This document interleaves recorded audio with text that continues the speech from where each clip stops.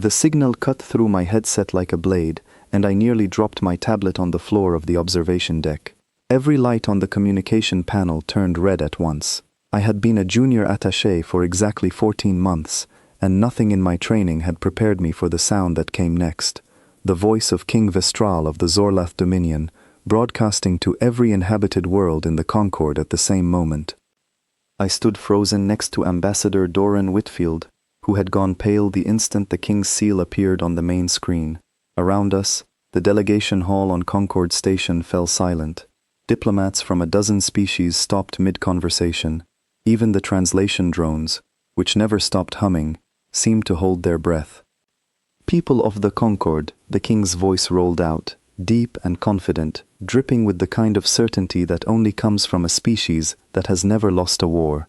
Today, I bring clarity to a matter that has troubled this council for too long. The species known as humanity has been observed, studied, and judged. Their lifespans are short, their biology is fragile, their technology, while curious, remains centuries behind the standards of this Concord. They possess no psionic capacity, no interstellar lineage, and no claim to sovereign status among the elder worlds. I felt Doran's hand tighten around the edge of the podium beside me. I did not understand yet what was coming, but something in my chest had already begun to sink. Therefore, the King continued, by unanimous vote of the High Council, humanity is hereby reclassified. No longer citizens, no longer a protected species under Concord law. From this cycle forward, humans shall serve as a labor caste, available for assignment across all member worlds requiring workforce augmentation. The word hung in the air, labor caste. I had heard the term before, back in training, always attached to old historical records about species long extinct or long broken. I had never expected to hear it applied to my own people, spoken so casually, as if we were livestock being reassigned to a new pasture. Doran did not move. I glanced at him, waiting for the diplomatic response I had seen him give 100 times before, the calm rebuttal, the careful negotiation. Instead, his eyes were fixed on the screen, and his jaw was set in a way I had never seen. Around the hall, reactions rippled outward. The Trend delegation, tall insectoid beings with faceted eyes, clicked their mandibles in what I now recognize was quiet approval. The Ossuran ambassador, draped in ceremonial chains that denoted his rank, allowed himself a thin smile. Not everyone looked pleased. The Mira'en delegate, an old friend of Doran's, turned to look at us with something like pity in her 4 eyes. I wanted to say something. I wanted to shout that this was wrong, that Earth had done everything asked of it, opened every border, shared every discovery, sent envoys to every summit for the past 30 years since first contact. We had followed every rule. We had trusted the process. But my voice would not have mattered. The decision had already been made, weeks before, in closed sessions we were never invited to attend. The King's broadcast continued for another 2 minutes, outlining implementation timelines, registration procedures, and transport logistics, all delivered in the flat, procedural tone of someone reading a shipping manifest. When it ended, the screen returned to the Concord seal, and the hall erupted into a storm of voices. Doran finally moved. He turned to me, and for the first time since I had known him, I saw something close to fear behind his composed expression. "Get me a secure line to Earth Central," he said quietly, "now." I nodded and moved fast, weaving through diplomats who were arguing, celebrating, or simply staring in stunned silence. I reached the communication alcove at the edge of the hall, my hands shaking as I keyed in the encrypted channel. It took almost a full minute to establish the connection, a minute that felt like an hour. When the line finally opened, it was not a diplomat who answered. It was a duty officer from Earth Central Command, a woman named Priya Malhotra, her face tired but alert on the small screen. "Atash Colton," she said, reading my name off the incoming signal. "We already have the broadcast. Command is convening in 10 minutes. "Is the ambassador needed for the call?" I asked.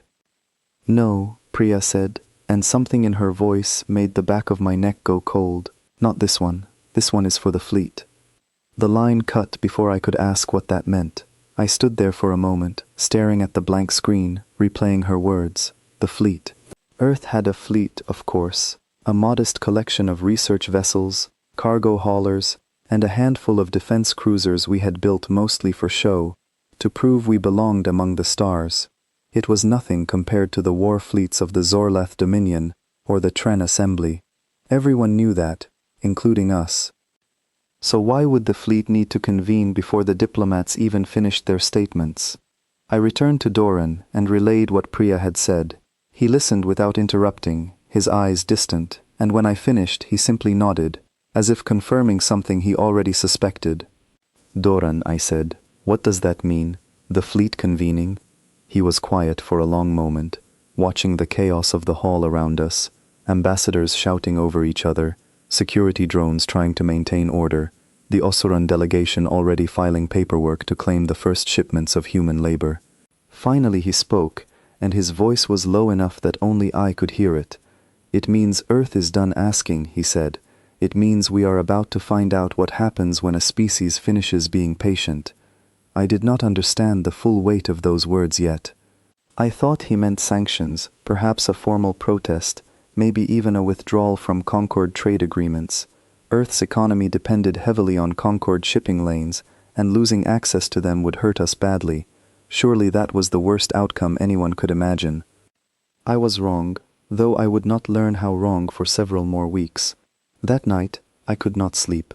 My quarters on Concord Station were small, a single room with a narrow window looking out over the docking rings, but I had grown fond of the view. Ships from 100 worlds passed by at all hours, their running lights blinking against the dark, a constant reminder that the galaxy was vast and humanity was still so very new to it. I kept replaying the broadcast in my mind. Laborcast. The words felt wrong every time I said them, like biting into something that looked familiar but tasted foreign. I thought about my parents back on Earth, my sister who worked as a marine biologist in the Pacific, my grandfather who still told stories about watching the first alien ship enter our solar system when he was a young man. None of them had asked to become property. None of us had. I thought about the 30 years since first contact. I remembered the excitement, the wonder, the sense that humanity had finally joined something larger than itself. We had sent our best scientists, our most careful diplomats, our brightest engineers, to learn from the older species, to prove that we deserved a seat at the table.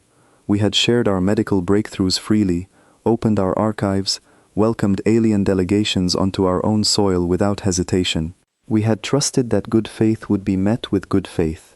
Instead, we had been judged unworthy by a king who had probably never set foot on Earth, never spoken to a single human being outside of formal negotiations, never bothered to understand anything about us beyond the numbers in a report. Around midnight my door chimed. I opened it to find Doran standing in the corridor, still dressed in his formal attire from the hall, though his collar had come undone, and his eyes were red from lack of sleep. "Colton," he said, "walk with me." We moved through the quiet corridors of Concord Station, past darkened embassy offices and the occasional patrol drone humming along its programmed route. Doran did not speak until we reached an observation platform near the edge of the human sector, a wide window looking out toward the distant, barely visible dot that was our solar system. "I served on this station for 11 years, Doran said, staring out at the stars. "I watched species rise and fall in the Concord's favor. I watched them raise up worlds and cast down others. I always believed humanity would be different. I believed if we worked hard enough, proved ourselves diplomatic enough, patient enough, they would eventually see us as equals." He turned to look at me. "I was wrong," he said. "Tonight, I finally understood something my own grandfather tried to tell me before I ever left Earth. He fought in the old wars, back before the stars, back when nations still doubted each other close to home. He told me that some species, some governments, some kings, they do not respect patience. They see it as weakness. They mistake restraint for permission." I thought about Priya's words again. The fleet convening. I asked Doran directly this time, "What is Earth going to do?"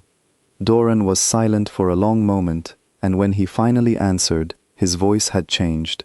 It was quieter, but there was something steady beneath it, something that sounded almost like relief. I do not know the details, he admitted. That information is kept from diplomats like me, by design, so that no leak can compromise it. But I know this. 30 years ago, when we first made contact, our government did something the rest of the galaxy never noticed. We did not stop building. While we sent envoys and signed treaties and smiled for holo cameras at summit meetings, we kept our shipyards running. We kept our researchers working. We told ourselves it was for defense, in case the galaxy proved less friendly than it appeared. He looked back out at the stars. I think tonight all of that preparation stops being theoretical. I did not sleep at all that night. I sat by my window and watched the ships pass, wondering what was happening back home, wondering what Priya had meant, wondering what 30 years of quiet preparation could possibly produce.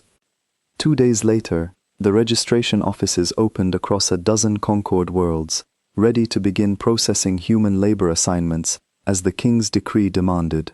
I watched the news reports with a knot in my stomach, expecting outrage, expecting protest, expecting something.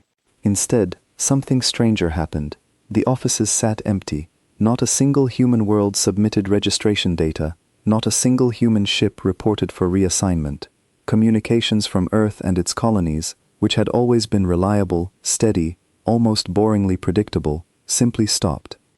At first, the Concord officials assumed it was a delay, a bureaucratic hiccup, perhaps a show of token resistance before humanity fell in line, the way every other minor species eventually did. King Vestral himself dismissed early reports with a wave of his hand during a council session I watched from the gallery, calling it an adjustment period that would resolve itself within a cycle. I remember sitting in that gallery, watching him speak with such casual confidence, and thinking about Doran's words on the observation platform. Some species do not respect patience, they mistake restraint for permission. I looked around the chamber at the other delegates, the Tren clicking quietly among themselves, the Osuran counting projected profits from human labor contracts that had not yet materialized, the Miraean ambassador watching the empty human registration numbers scroll across a side screen with an expression I could not quite read. I thought about my sister in the Pacific, my grandfather's stories, the ships passing my window each night. I thought about 30 years of patience, 30 years of proving ourselves, 30 years that had ended in a single broadcast, reducing an entire species to cargo. I did not know it then, standing in that gallery with my hands folded and my heart pounding, but the silence spreading across human space was not surrender. It was not confusion. It was not weakness. It was the sound of a door closing, quietly, deliberately, somewhere far away in a shipyard none of us had ever been allowed to see. And somewhere in that silence, something enormous was waking up. I spent the following days trying to return to some version of normal work, though nothing about the station felt normal anymore. The registration offices that had opened to process human labor assignments began quietly closing one by one. Their staff reassigned to other duties once it became clear there was nothing for them to process. I overheard 2 Osuran clerks complaining about wasted budget allocations, as if the greatest tragedy of the entire affair was the inconvenience to their paperwork. Doran called me into his office on the 4th day after the broadcast. He looked as though he had not slept properly since the King's decree, and the stack of untouched correspondence on his desk suggested he had been avoiding his usual duties entirely, focused instead on something else. I have been trying to reach anyone at Earth Central who will actually speak with me, he said, gesturing toward a bank of communication terminals along the far wall. Every channel I try gets redirected to an automated response. Even my personal contacts within the diplomatic corps have gone quiet. Do you think something happened to them? I asked, my stomach tightening at the thought. No, Doran said, shaking his head slowly. I think they have all been asked to remain silent, deliberately, as part of whatever plan is unfolding. I have served long enough to recognize the difference between chaos and coordination. This has the shape of coordination. He pulled up a star chart on his desk display, highlighting the routes connecting Concord Station to human territory. I keep thinking about something my grandfather told me. He said that a species which learns to keep secrets well is a species that has already decided what it intends to do with those secrets. I thought about that phrase for a long time afterward, turning it over in my mind during the quiet hours when I could not sleep. I thought about the confidence with which the king had issued his decree, so certain that humanity would simply comply, so dismissive of the possibility that 30 years of patient diplomacy might have been concealing something the Concord had never bothered to look for. On the 7th day, I was summoned to an unusual meeting, one that would shape my understanding of everything that followed. Doran asked me to accompany him to a private audience with the Mirayan ambassador, the same delegate who had looked at us with such quiet sympathy during the original broadcast. Her name was Ilyandra Voss, and she had built a reputation over the years as one of the few Concord diplomats genuinely sympathetic to humanity's position within the wider political structure.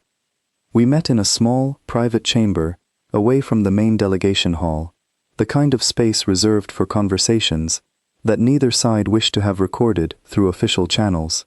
Ilyandra greeted us with the same careful warmth I remembered from previous encounters, though there was a new wariness behind her 4 eyes that had not been present before. "Doran," she said, "I must speak carefully, because what I am about to share could cost me my position if it were known I had said it. But I believe you deserve to understand what is happening within the council's inner circles." Doran leaned forward slightly. "We are listening." "There has been panic," Ilyandra said. "Quiet panic, carefully hidden from public broadcasts. The king's military advisors have been unable to locate a single human vessel of any kind since the silence began, not one. Every sensor platform along the border of human space, every listening post, every monitoring station, all of them report the same result. Human territory appears, for all practical purposes, abandoned." "Abandoned," I repeated. "You mean evacuated?" "I mean exactly what I said," Ilyandra replied. "Abandoned, as though every living soul within human space simply vanished at the same moment, without leaving behind so much as a discarded transport or an idle satellite. Our best analysts cannot explain how such a thing would even be logistically possible for a species with humanity's known infrastructure." Doran and I exchanged a glance, and I saw in his expression the same uneasy recognition I felt building within myself. This was not the behavior of a defeated or frightened people. This was the behavior of a people executing a plan so thoroughly prepared that even a full population relocation could occur without a single trace visible to Concord surveillance. "Why tell us this?" Doran asked quietly. Ilyandra was silent for a long moment before answering. "Because I fear the king's advisors will not properly weigh the significance of what they are seeing. I fear pride will lead them to interpret this silence as weakness rather than warning. And because, Doran, in all my years serving on this council, I have come to respect humanity more than perhaps any other species we have encountered, I do not wish to see needless devastation visited upon either side, because those in power refuse to listen to reason." I left that meeting with a growing sense of unease that never fully left me in the weeks that followed.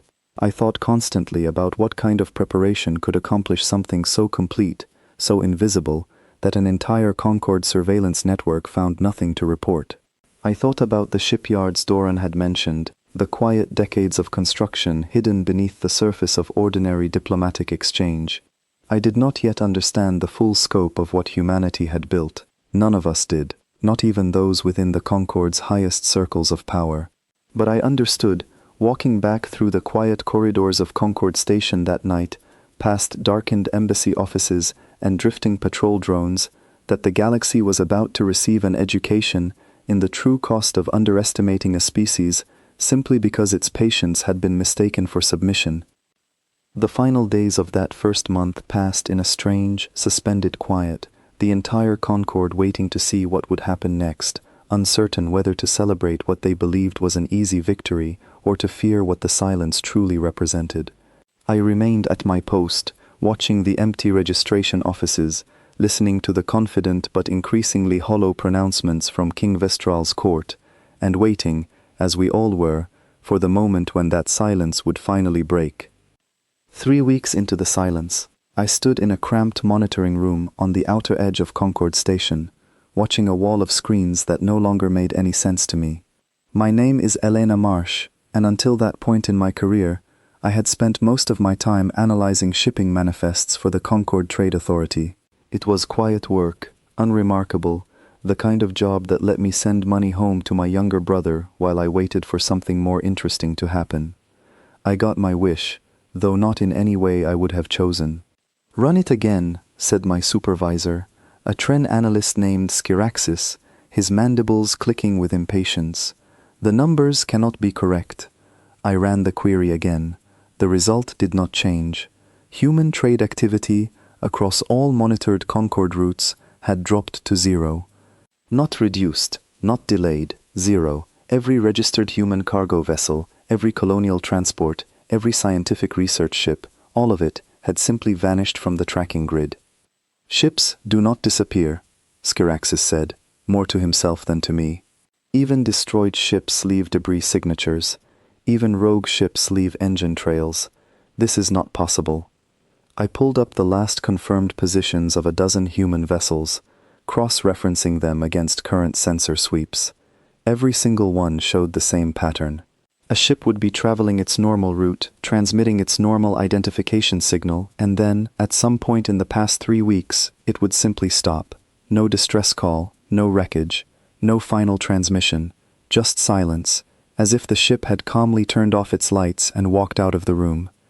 "Could they be masking their signatures?" I asked. "New stealth technology, something we have not seen before?" Skiraxis considered this, his eye clusters narrowing in thought. "Human technology has never approached that level of sophistication.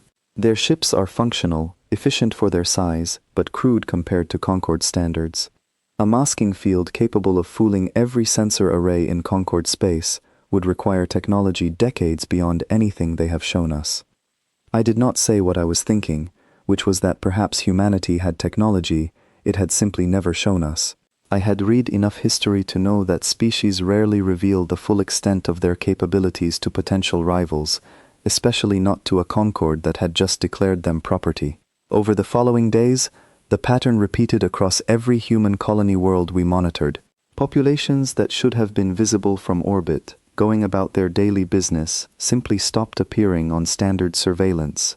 Colonial administrators reported empty streets in cities that should have held millions. Farming operations that fed entire regions sat untended, crops growing wild in fields with no workers in sight. The Concord Council convened an emergency session, and this time, even King Vestral's confident tone had shifted, just slightly, into something more measured. I watched the session from the analyst gallery, a position I had earned through my work identifying the anomalies. The king stood at the center of the chamber, flanked by his military advisors, listening to reports from a dozen different worlds, all describing the same impossible situation: human populations, human ships, human infrastructure, all gone quiet at the exact same time, as if by some coordinated signal none of us had detected. "They are hiding," said General Threxa, commander of the Zorlath Dominion's border fleet, a towering reptilian figure whose voice carried the confident dismissal I had heard from every Zorlath officer I had ever met. "Cowering in their holes, hoping we forget the decree. It changes nothing. When our transport fleets arrive to begin collection, we will simply take what is owed." I remember thinking, even then, that something about his confidence felt hollow, like a man whistling past a graveyard because he was afraid of what waited inside. The collection fleet launched 2 weeks later. I was granted access to the operational briefing, a rare privilege for someone in my position, because the Trade Authority needed accurate economic projections for the incoming labor supply. I sat in the back of the briefing room and listened as fleet commanders outlined their approach. 12 transport ships, escorted by 4 Zorlath cruisers, would proceed to Earth's solar system to begin what the decree euphemistically called workforce onboarding. "Sensor sweeps of the target system show minimal defensive presence," said the briefing officer, a young Zorlath lieutenant named Vashra, who seemed eager to prove himself. "Standard planetary defense platforms, a handful of aging cruisers, nothing that should present any obstacle to fleet operations." I raised my hand, a habit from my training days, and Vashra looked mildly surprised that a human analyst would speak up in a room full of Zorlath officers. "Lieutenant," I said, "has anyone attempted contact with Earth Central Command since the decree was issued?" Vashra glanced at his notes. Multiple attempts. No response received. "And you consider that a sign of weakness," I said, "rather than a sign that they simply have nothing to say to us." A few officers chuckled at that, dismissing my comment as human sentimentality. Vashra smiled thinly and moved on with his briefing. I did not push further. There was nothing more to say that would change the trajectory already set in motion. The collection fleet departed 3 days later. I watched its formation on the tracking display in my monitoring room, 12 heavy transport vessels surrounded by their Zorlath escort, moving steadily toward the outer edge of human space. Skiraxis stood beside me, his mandibles unusually still. "You seem concerned," I said. "I have reviewed the anomaly data extensively," he said. "Ships and populations do not vanish without cause. Something coordinated this silence, something with resources and planning far beyond what our profiles suggest humanity possesses. I do not enjoy uncertainty, Elena. Uncertainty precedes cost." We watched together as the fleet's projected course carried it deeper into the quiet dark of human space. For 4 days, the tracking display showed nothing unusual, just the steady progress of transport ships moving toward their destination.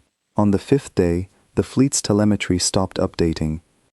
At first, I assumed it was a routine data delay, the kind of minor technical hiccup that happened constantly across long-range sensor networks. Skiraxis ran diagnostics, checked relay stations, confirmed that every other signal source in the region remained perfectly stable. Only the collection fleet's telemetry had gone dark. "Re-establish contact," Skiraxis ordered, though the order was not really directed at me, more a command spoken into the tense silence of the room. We tried every channel available to us. Standard communication frequencies. Emergency distress bands. Even the older, rarely used diplomatic relay codes left over from the early days of first contact. Nothing came back, not static, not a garbled signal, simply nothing, the same absolute quiet that had swallowed every human ship and colony over the previous weeks. Word reached the Concord Council within hours, and this time, the emergency session that followed had a different quality to it entirely. Gone was the casual dismissal I had witnessed before. General Threxa stood at the center of the chamber, his composure visibly strained, demanding immediate reconnaissance. A single scout vessel, faster and more heavily shielded than the transport fleet, was dispatched to investigate.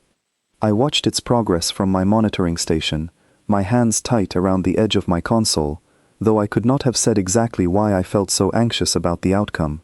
Perhaps some part of me already suspected what we would find. The scout reached the fleet's last known coordinates 18 hours later. Its initial sensor sweep transmitted back a single, brief data packet before the connection cut abruptly. I was in the room when the data arrived, and I remember the silence that followed as clearly as I remember anything from that entire period. Skiraxis pulled up the packet on the main display, and for a long moment, neither of us said anything at all. The image showed debris. Enormous fields of it, scattered across a wide expanse of space, the remains of 12 transport ships and 4 Zorlath cruisers, reduced to fragments too small to identify individually. There were no distress beacons active among the wreckage, no escape pods drifting nearby, no survivors registered on any frequency. And at the center of the debris field, barely visible at the edge of the scout's sensor range before the signal cut out, was a single shape, larger than anything in our own database, sleek and dark, its hull configuration unlike any known human vessel design.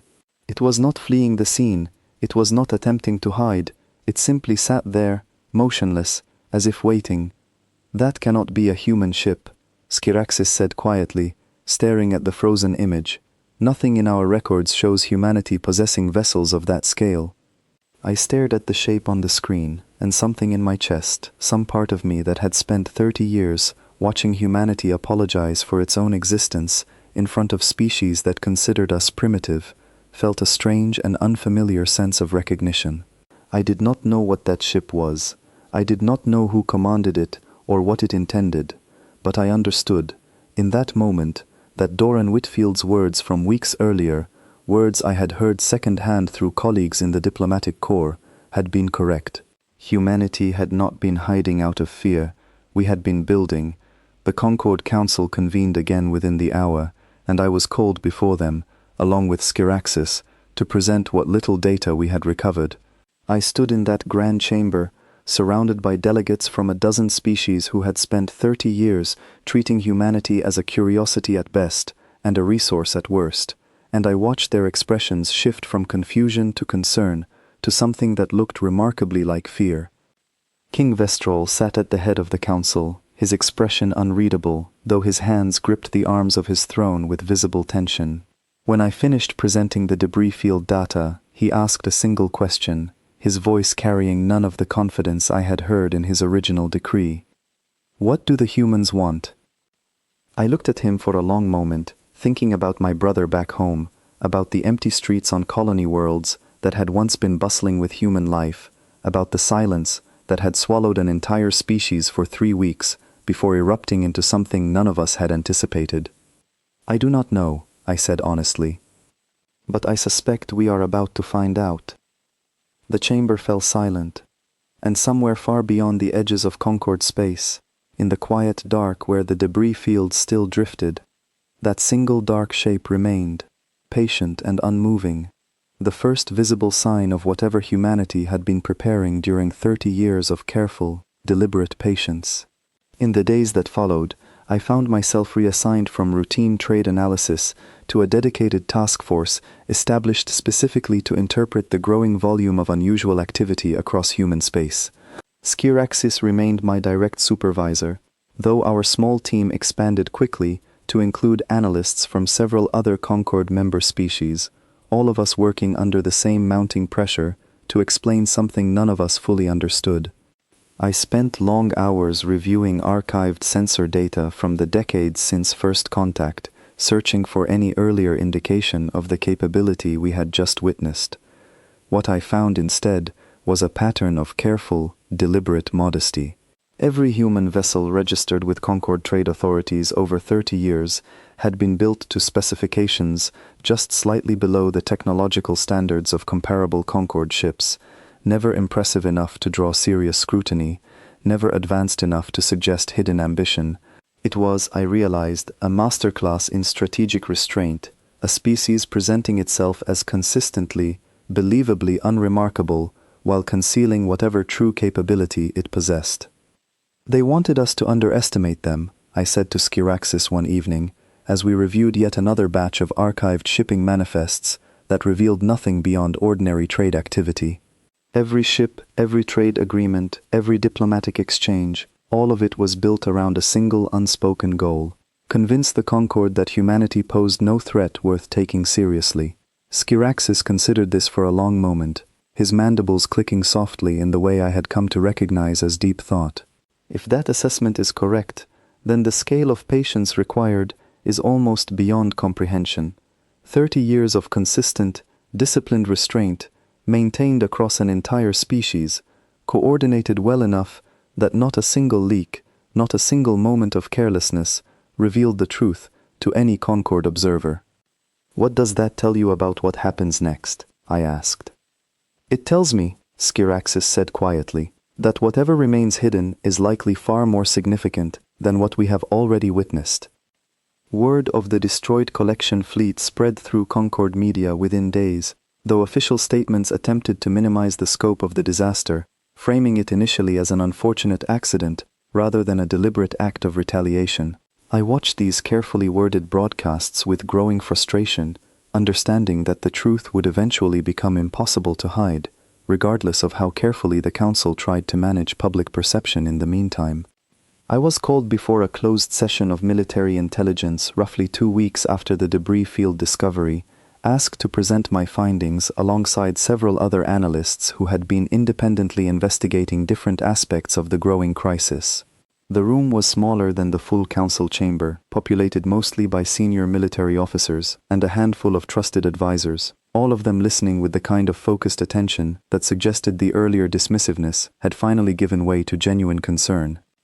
I presented my analysis of the 30-year pattern of deliberate technological modesty, watching the officers' expressions shift as the implications settled over the room. One officer, a Tren commander named Vesic, asked the question that seemed to be on everyone's mind. If humanity possessed this level of capability all along, why wait 30 years to reveal it? Why endure decades of diplomatic subservience, trade restrictions, and the general condescension of Concord society, when they could have simply demonstrated their strength from the very beginning? I had thought about this question extensively during my research, and I offered the theory that had gradually formed in my mind over those long hours of analysis. I believe, I said, that humanity genuinely hoped they would never need to use whatever they had built. I believe the 30 years of patient diplomacy were not merely a strategic disguise, but a sincere attempt to find a peaceful place within the Concord. The preparation, I suspect, was always intended as insurance, a contingency against exactly the kind of injustice the king's decree represented, rather than a plan for eventual conquest. Vesic seemed unconvinced. A curious kind of insurance, to build a fleet capable of annihilating our most advanced military assets without any casualties on their own side. Perhaps, I said carefully, the more curious detail is not the strength of what they built, but the restraint they have shown in using it. Every incident recorded so far has targeted only those directly responsible for enforcing the labor decree. No civilian populations, no unrelated infrastructure. If humanity intended conquest, Commander, I believe we would already know it beyond any doubt. The room fell quiet at that observation, and I noticed several officers exchanging uneasy glances. I understood, watching their reactions, that this distinction between a war of correction and a war of conquest had not yet been fully considered by those responsible for shaping the Concord's response. I left that meeting with a strange, unsettled feeling that stayed with me for weeks afterward. I had spent years working within the Concord's trade authority, quietly accepting the general assumption that humanity occupied a modest, unremarkable place among the galaxy's many species. That assumption had shattered so completely, so quickly, that I found myself questioning everything else I had once taken for granted about the balance of power across Concord space. Skiraxis and I continued our analysis in the weeks that followed, tracking a slow but steady stream of similar incidents reported from scattered corners of Concord territory. Each report followed the same essential pattern: a single human vessel appearing without warning, a swift and decisive engagement against those responsible for human labor collection efforts, and a departure that left minimal collateral damage in its wake. The pattern was consistent enough that I began to suspect these were not isolated, independent actions, but coordinated elements of a larger, carefully orchestrated campaign. I thought often, during those weeks, about the empty human worlds Skiraxis and I had first discovered during the silence, the vanished populations, the abandoned infrastructure. I wondered where they had gone, how an entire civilization could relocate so completely without leaving any trace visible to Concord surveillance. I did not have an answer to that question, not then, though I suspected the truth, whenever it finally emerged, would prove just as remarkable as everything else humanity had shown us during those extraordinary weeks. The alarm woke me at 3 a.m. station time, and I knew before I even opened my eyes that something had gone terribly wrong. My name is Farid Alston, and I had spent the last 6 years working as an extraction supervisor on Corvain Reach, a mining colony on the edge of Concord space that had, until recently, relied heavily on human contract labor to keep its operations running. Most of my human workers had vanished during the silence, along with everyone else, leaving me short-staffed and increasingly nervous about meeting quota. The alarm was not the usual proximity warning I had grown used to over the years, the kind that flagged debris or minor asteroid drift near our extraction platforms. This was a full system alert, the kind reserved for hostile contact, and it had not sounded on Corvain Reach even once since the colony's founding. I pulled on my uniform and rushed to the observation deck, where half a dozen of my colleagues had already gathered, their faces lit by the pale glow of the tracking display. Standing at the center of the room was our station commander, a stern Osuran administrator named Threll, who had a reputation for never raising his voice even in emergencies. He was raising his voice now. "Confirm the reading again," Threll snapped at the sensor technician. "That signature cannot be accurate." I pushed forward to see the display for myself. A single ship had entered the system, appearing on our long-range sensors without any prior warning signal. Without the standard approach protocol every vessel was required to follow when entering Concord-regulated space. Its size registered as larger than anything in our database, its hull composition unrecognized by our identification systems, and most alarming of all, it had not responded to a single hail. "It is not broadcasting any transponder code," the technician said, his voice tight. "No registration, no flag, nothing. It should not even be able to enter the system without triggering the outer boundary alerts, but somehow it bypassed them entirely." I stared at the display, watching the small icon representing the unknown ship move steadily toward the inner system, toward Corvain Reach itself, with a calm, unhurried trajectory that felt somehow more unsettling than an aggressive approach would have been. Could it be human? I asked, though I was not entirely sure why the thought occurred to me first.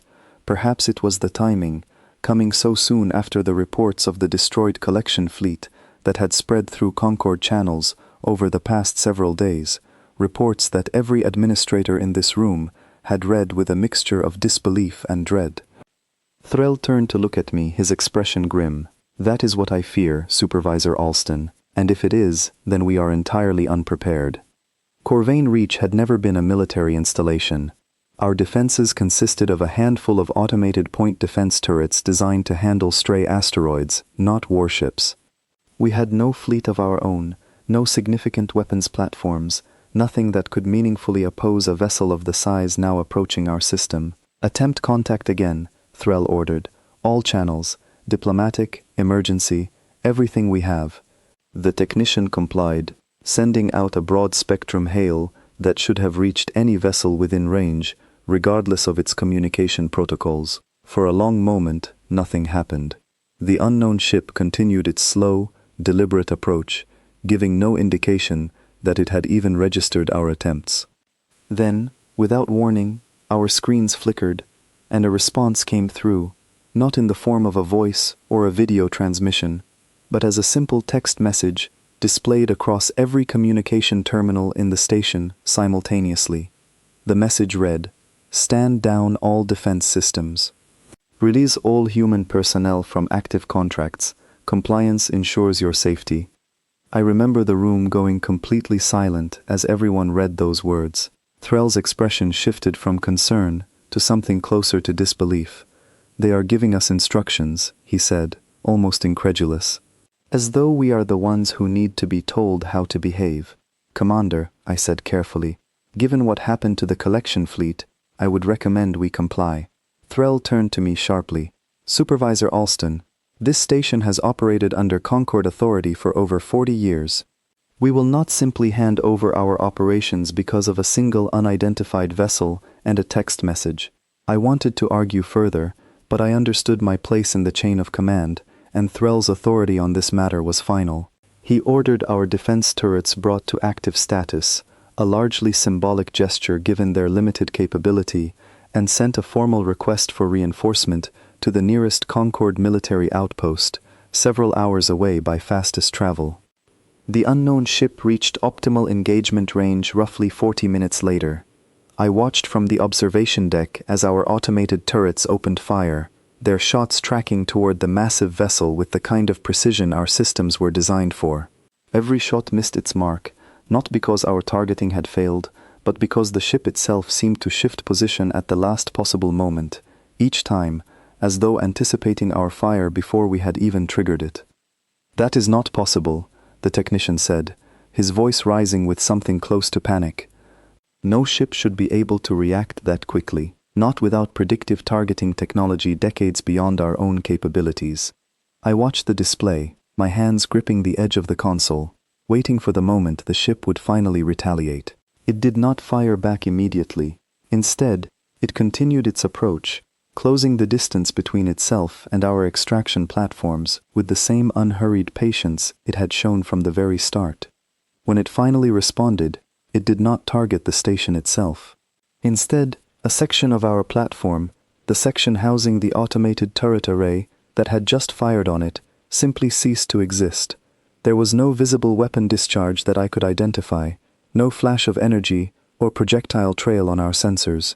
One moment the turret section was there, fully intact and firing, and the next moment it was gone, along with a portion of the surrounding platform structure, leaving nothing behind but drifting fragments and the eerie silence of decompression alarms. I do not know how to properly describe the feeling that settled over the observation deck in that moment. It was not the fear of an incoming attack, the kind of adrenaline-driven terror that comes from watching a missile approach or hearing the shriek of a hull breach warning. It was something quieter and somehow more unsettling, the realization that we were facing something that could end us at any moment it chose, and had simply decided, for now, to demonstrate restraint rather than devastation. Threll's voice, when he finally spoke, had lost all of its earlier confidence. "All personnel, stand down defensive systems immediately. Repeat, all defensive systems, stand down now." The remaining turrets went silent within seconds. On the tracking display, the unknown ship held its position, no longer advancing, no longer firing, simply waiting, as if giving us the opportunity to reconsider our earlier resistance. A second message appeared on our communication terminals a few moments later. This one was longer. "Human personnel aboard this station are to be released from all labor contracts effective immediately and granted unrestricted access to departure vessels. Non-compliance will be considered hostile action. You have 1 hour." I looked around the observation deck at my colleagues, all of us processing the same impossible situation. Corvain Reach employed close to 200 human contract workers before the silence had begun, though fewer than 30 remained on station now, the rest having vanished along with the rest of humanity during those strange, quiet weeks. I did not know where they had gone or how they had left without anyone noticing, but I understood now, watching that ship hold position outside our platform, that whoever or whatever had orchestrated their disappearance had not forgotten about the ones left behind. Threll gave the order within minutes. Every human worker still on station was released from contract, provided immediate transport clearance, and escorted to the departure bay without delay. I watched from the observation deck as a small group of 30 or so human contractors boarded a modest transport vessel, their expressions a mixture of confusion, relief, and something that looked almost like quiet vindication. I recognized one of them, a young engineer named Grace Whitmore, who had worked under my supervision for nearly 2 years. As she passed through the corridor toward the departure bay, she paused for just a moment and looked back at me, her expression unreadable. "You should have listened when we told you what was coming," she said quietly, before continuing on toward the transport. I did not know what she meant at the time. I would understand it fully only later, once the full scope of what had been building during the silence became clear to the rest of the galaxy. The human transport departed Corvain Reach 40 minutes into the hour we had been given, moving toward a rendezvous point that our sensors could not identify. The unknown ship remained in position until the transport had cleared the system entirely, and only then did it begin to withdraw, its massive form retreating back toward the outer edge of Concord space with the same slow, deliberate patience it had shown upon arrival. Threll filed his official report to Concord Command within the hour, describing the incident in careful, measured language that nonetheless could not fully hide the shock underlying every word. I read a copy of that report later, during the review that followed, and one line from it has stayed with me ever since. The report described the unknown vessel not as an enemy combatant, but as something closer to a warning, a demonstration of capability delivered with precise restraint. Threll's closing assessment noted that the ship could have destroyed Corvain Reach entirely in the time it took to disable a single turret array, and had chosen not to. I thought about that assessment for a long time afterward. I thought about the collection fleet reduced to debris, about the empty colony worlds, about Grace Whitmore's quiet words as she left the station. I had spent 6 years believing that humanity's position within the Concord was simply a matter of patience and diplomacy, that eventually, given enough time, we would earn the respect and equality that other species had been granted so easily. Standing on that observation deck, watching the dark shape of that unknown ship recede into the distance, I finally understood how wrong that belief had been. Humanity had not been waiting for respect. Humanity had been waiting for the moment respect no longer mattered, and that moment had finally arrived. Word of the Corvain Reach incident spread through Concord channels within days, reaching every corner of the galaxy that had once dismissed humanity as a minor curiosity. I do not know what happened at every other station, every other colony, every other outpost that human ships visited during those following weeks, but I know that the pattern repeated itself again and again. A single ship, a brief demonstration of overwhelming capability, a calm, unwavering demand for the release of human personnel. And every single time, Concord forces complied. King Vestral's decree, issued with such confidence only weeks earlier, had unraveled entirely, not through negotiation or protest, but through the simple, undeniable demonstration that humanity possessed far more than anyone in the galaxy had ever imagined. I remained on Corvain Reach in the weeks that followed, watching the ripple effects spread outward, and I could not shake the feeling that we had only witnessed the very beginning of something far larger. The nightmare, as some in the Concord had already started calling it, had only just begun. I remained on Corvain Reach for several more weeks following the incident, tasked by Threll with compiling a full internal review of our station's response. It was tedious work, revisiting sensor logs and communication records again and again, but it gave me an opportunity to study the encounter more closely than almost anyone else outside of Concord military intelligence. One detail continued to trouble me as I reviewed the footage. Before departing the system, the unknown vessel had paused briefly near the damaged section of our platform, the area where our turret array had been disabled. For nearly a full minute, it held position there, close enough that our remaining sensors captured a clearer image of its hull than we had managed during the initial engagement.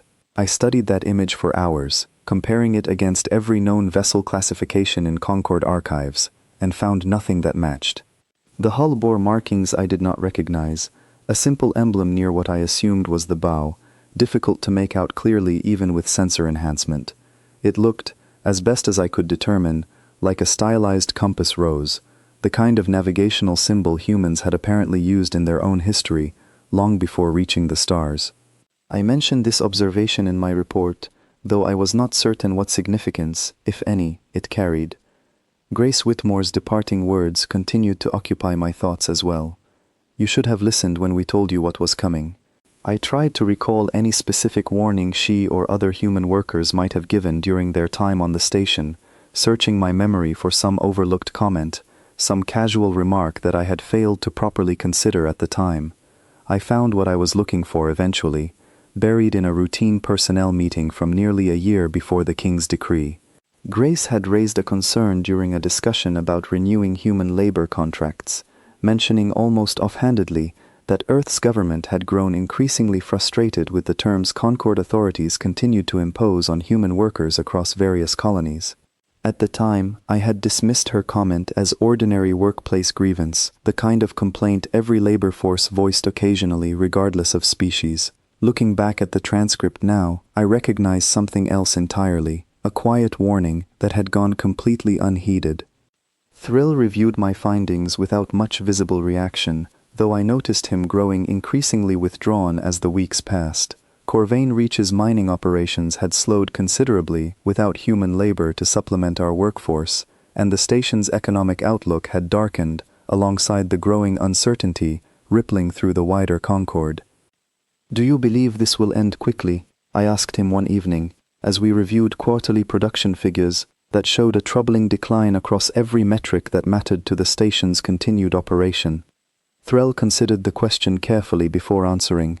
"I believe, Supervisor Alston, that this depends entirely on decisions being made far above either of our positions. I have served the Concord loyally for many years, and I confess I do not know what to make of an adversary that demonstrates such precise restraint alongside such overwhelming capability. It does not match any historical pattern I have studied." I thought about that observation often during the weeks that followed, as reports continued arriving from other stations describing similar encounters. A pattern emerged clearly across every account: precision without excess, capability without cruelty, restraint without weakness. It was, I began to realize, an entirely new kind of demonstration, one the Concord's long history of conflict and conquest had never quite prepared it to properly interpret. Corvain Reach eventually returned to something resembling normal operation, though the atmosphere never fully recovered its previous confidence. New labor arrangements were established, with several other species willing to fill the gap left by departed human workers, though productivity never matched what it had been before. I remained at my post for another year following the incident, watching from a distance as the wider conflict continued to unfold across Concord space, each new report adding another piece to a picture that grew more remarkable with every passing month. I often thought back to that observation deck, to the moment our turret fire had missed its target again and again, to the strange, almost gentle way that single strike had disabled our defenses without claiming a single life. I thought about Grace Whitmore's quiet warning, so easily dismissed at the time, and about the compass rose emblem I had studied so carefully in the aftermath. I did not know, standing on that deck all those months ago, that I had witnessed only the very first ripple of a wave that would eventually reshape the entire balance of power within the Concord. I understood only that something had changed, fundamentally and permanently, in the relationship between humanity and the galaxy that had so casually dismissed us only months before. I had never wanted to be a witness to history. My name is Callum Everett, and before everything changed, I worked as a cargo inspector aboard a Concord Customs platform positioned at the edge of a trade route notorious for a different kind of business entirely, the kind most officials preferred not to discuss openly. My job was supposed to be routine paperwork and manifest checks. Instead, I found myself standing at the center of the first true confrontation between humanity and the forces that had profited from our suffering. The trade route I patrolled ran through a stretch of space controlled loosely by a coalition of independent operators, most of them affiliated in some way with organizations that dealt in labor acquisition. Before the King's decree, this had been a quiet, largely ignored corner of Concord space, home to a handful of legitimate trading posts and a few operations that did their best to avoid official scrutiny. After the decree, it had become something far busier and far darker. I remember the exact moment my supervisor, a weathered Concord officer named Halvorsen, pulled up the manifest for an incoming convoy and went unusually quiet. 6 ships, he muttered, scrolling through the registration data, all flagged under the same holding company, cargo classification listed as workforce transport. I looked over his shoulder at the screen. Workforce transport had become a common euphemism in the weeks following the decree, a polite label applied to convoys carrying human captives who had been rounded up from colonies too remote or too poorly defended to resist the collection efforts that continued in defiance of the growing unrest across Concord space. I had processed similar manifests before, always with a knot in my stomach that I had learned to ignore, because ignoring it was easier than confronting what it meant. "How many aboard?" I asked. Halvorsen checked the passenger logs, and his expression darkened further. "Manifest claims 4,200 individuals across the 6 vessels. 4,000 people." I tried not to think about what that number actually represented. Families separated from their homes, children who had done nothing wrong beyond being born into a species that a king on a distant throne had decided was unworthy of basic dignity. I had heard whispers about what happened to captives once they reached their final destinations, forced labor camps scattered across a dozen worlds, but I had never allowed myself to dwell on it too closely. It was easier to process paperwork than to imagine the faces behind the numbers. The convoy was still several hours from our position when the first alert came through. A single unregistered vessel had entered the trade route from an unexpected vector, moving at a speed that outpaced anything in our tracking database. Halvorsen pulled up the sensor feed, and I watched as the unknown ship closed the distance toward the convoy, with the same calm, deliberate confidence I had heard described in reports from other stations over the previous weeks. "Is that them?" I asked quietly. "The ones from Corvain Reach?" Halvorsen did not answer immediately. He simply watched the display, his hands motionless over the console, as the unknown vessel approached the 6 transport ships. There was no hail this time, no warning message, no demand for surrender or compliance. The ship simply engaged, and what followed happened faster than my mind could fully process, even as I watched it unfold in real time on the sensor display.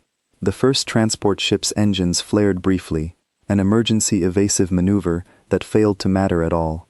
A single strike, precise and controlled, disabled its propulsion systems entirely, leaving it dead in space but otherwise intact.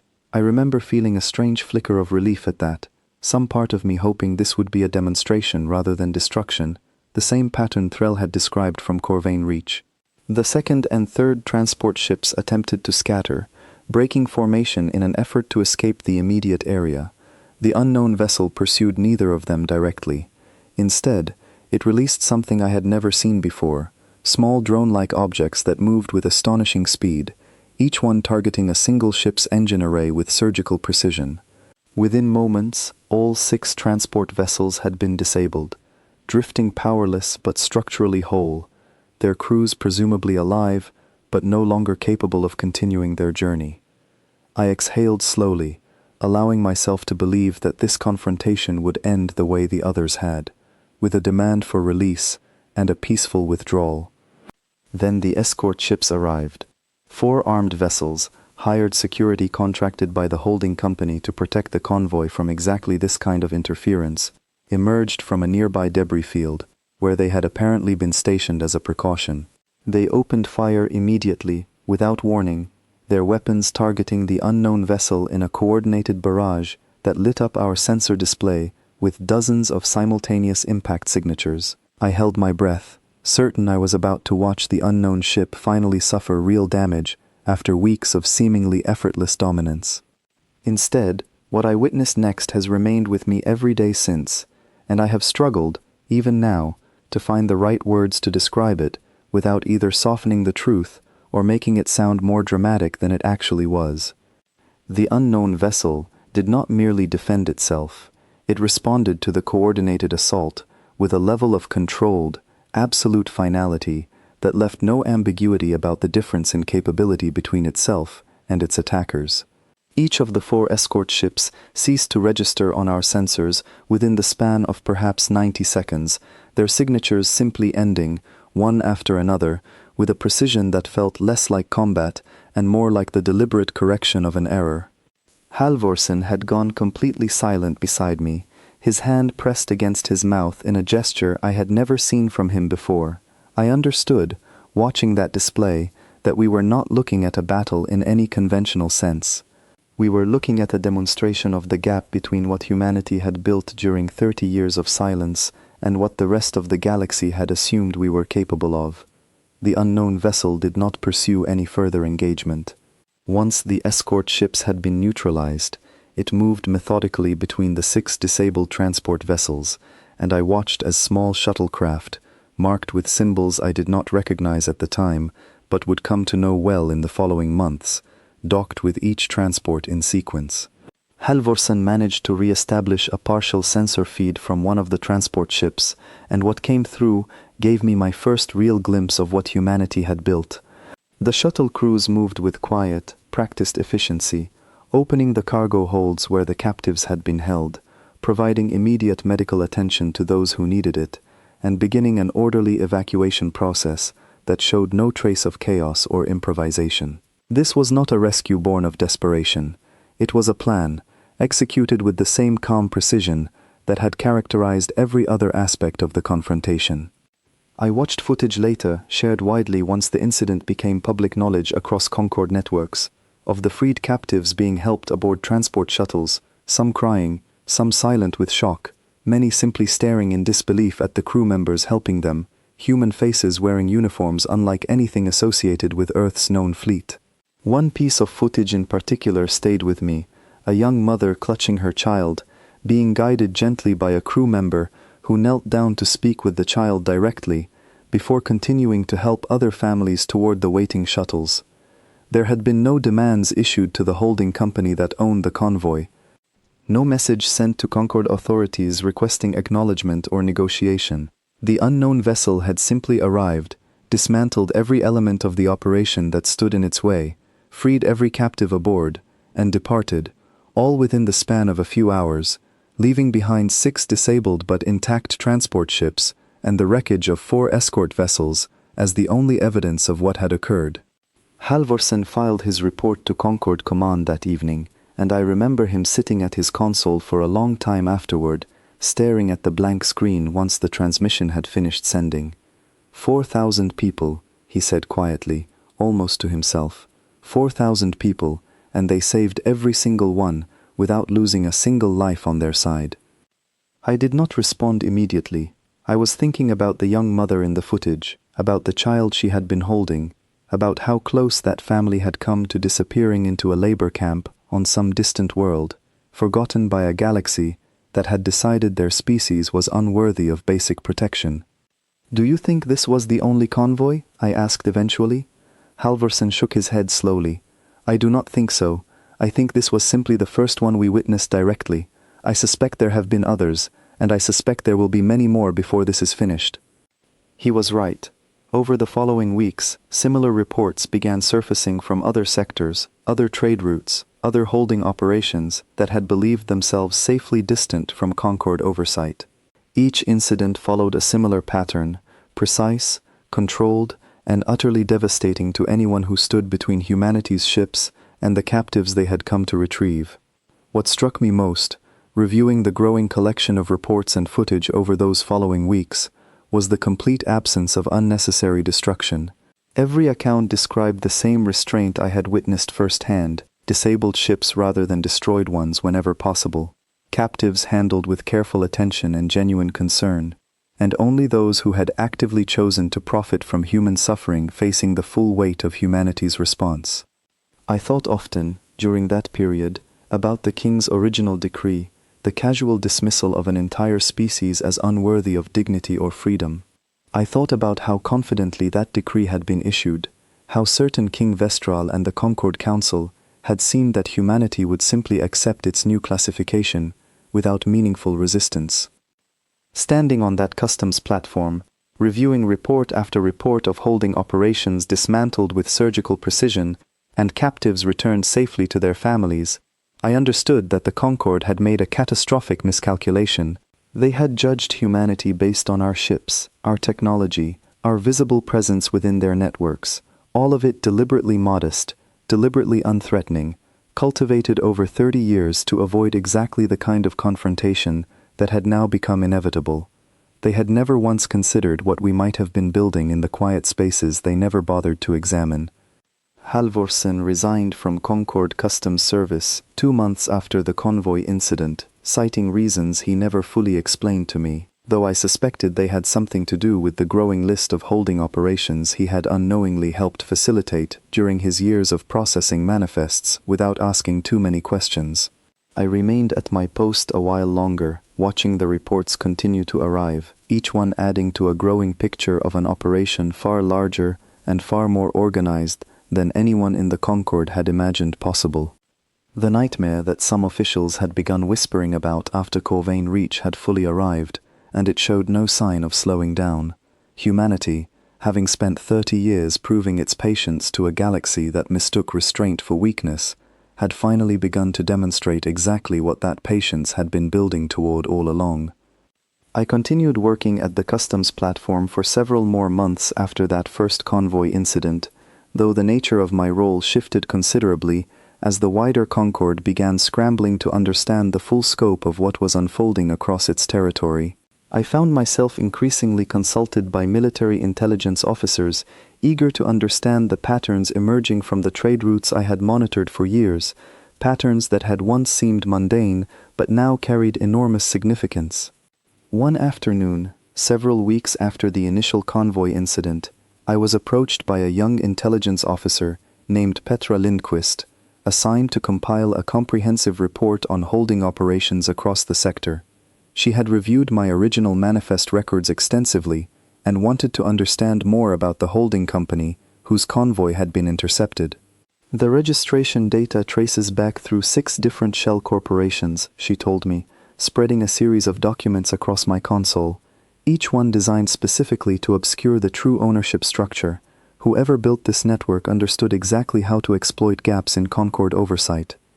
I studied the documents she had gathered, recognizing several of the front companies from manifests I had processed over the years, without ever questioning their legitimacy too closely. How widespread was this network? More widespread than anyone anticipated, Petra said grimly.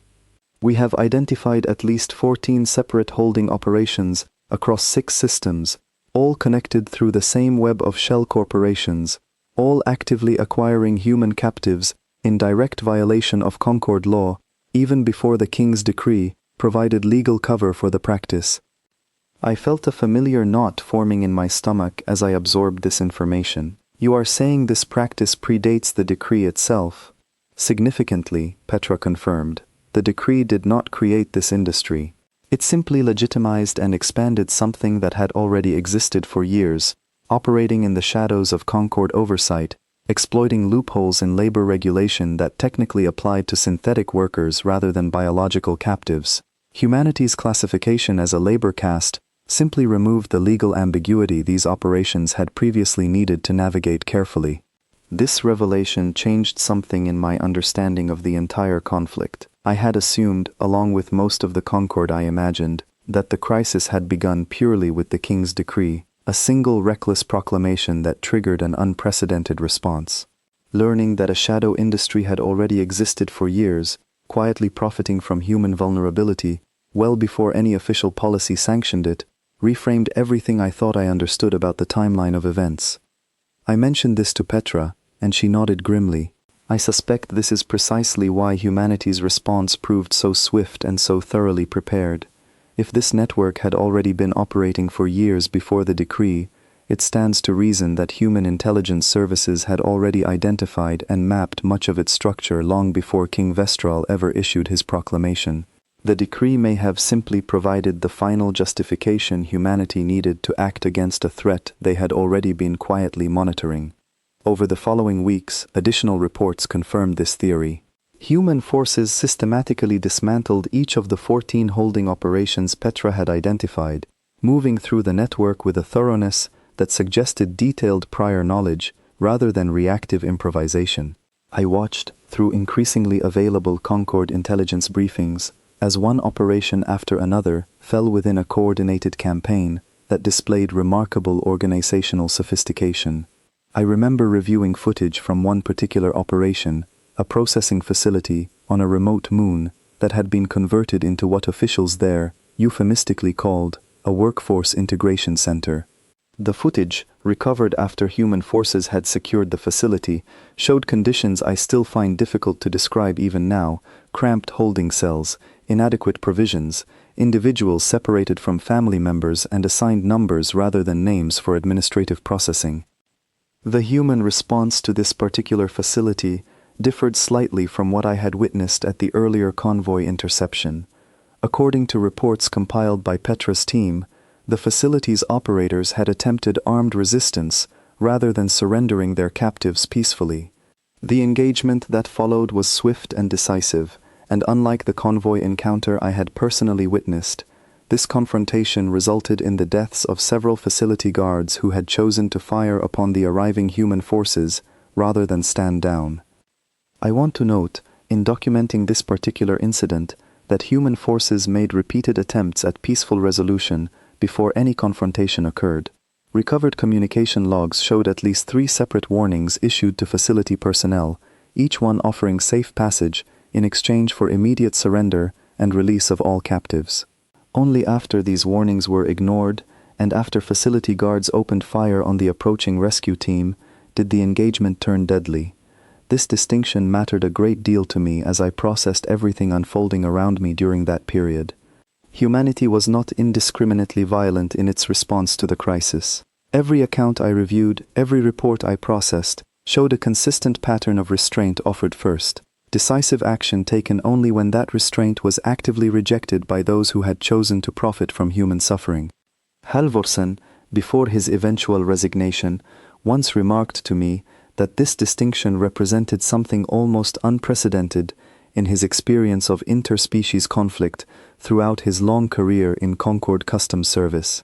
Most military campaigns he had studied, he explained, tended to escalate steadily once violence began, each side responding to provocation with increasing severity until restraint became impossible to maintain. Humanity's response, by contrast, seemed to recalibrate constantly, matching the level of its own action precisely to the choices made by those it confronted, offering mercy wherever possible, and reserving true consequence only for those who refused every opportunity to avoid it. I thought about this pattern often in the months that followed, as reports of dismantled holding operations continued arriving from across Concord space. I thought about the 4,000 captives freed from that first convoy, about the families reunited, about the quiet, careful efficiency with which an entire shadow industry had been unraveled within the span of a single season. And I understood, more clearly with each passing report, that the galaxy I had grown up believing I understood had fundamentally changed, reshaped by a species that had finally decided its patience had reached its absolute limit. My name is Ines Thornbury, and I served for nearly a decade as a senior advisor within King Vestral's own court, a position I had earned through years of careful loyalty and quiet competence. I was not born into nobility. I rose through the ranks of the Zorlath civil service by proving myself useful, reliable, and above all, unwilling to question decisions made above my station. That last quality, I would come to realize, was as much a failure as it had once been an asset. I stood in the king's private council chamber on the morning the reports from the trade routes reached his desk in full, a thick dossier compiled by military intelligence detailing the growing pattern of incidents across Concord space. 6 convoys dismantled in the first month alone. Holding operations across 4 separate systems disabled entirely. Not a single Concord soldier or hired security contractor involved in any of these confrontations had survived to file a personal account, and yet every human captive recovered during these operations remained accounted for, safe, and already resettled somewhere beyond Concord surveillance. King Vestral read through the dossier without speaking, his expression carefully neutral in the way I had learned to recognize as barely restrained anger. When he finally looked up, his eyes moved across the assembled council, a dozen of his most trusted advisors and military commanders, all of us waiting to see how he would respond to a crisis that had grown far beyond anyone's early expectations. "General Threxa," the king said, his voice deceptively calm, "you assured this council that the human resistance would collapse within a single cycle. It has now been 2 months, and instead of collapse, we are witnessing an escalating pattern of losses that grows more embarrassing with each passing week." General Threxa, standing near the front of the chamber, straightened his posture with visible discomfort. "Your Majesty, the humans have clearly developed technology beyond our previous assessments. I recommend a full military mobilization, a coordinated strike against their home system before this pattern spreads further." I watched several other council members nod in agreement, and I felt a familiar unease settle into my chest, the same feeling I had experienced during the original decree announcement 2 months earlier, though I had not yet found the courage to voice it aloud. "Your Majesty," I said, surprising myself as much as anyone else in the room, "if I may offer a different perspective." The king's attention shifted to me, and for a moment, I regretted speaking at all. Advisors who challenged the council's consensus rarely found their careers improved by the experience. But I had spent 2 months reviewing every report that crossed my desk, and a pattern had emerged that I could not ignore any longer. "Speak, Advisor Thornbury," the king said. "Every incident we have recorded," I said carefully, "has targeted only those directly involved in the collection and transport of human captives. Legitimate Concord military installations, civilian populations, trade infrastructure unrelated to the labor decree, none of these have been touched.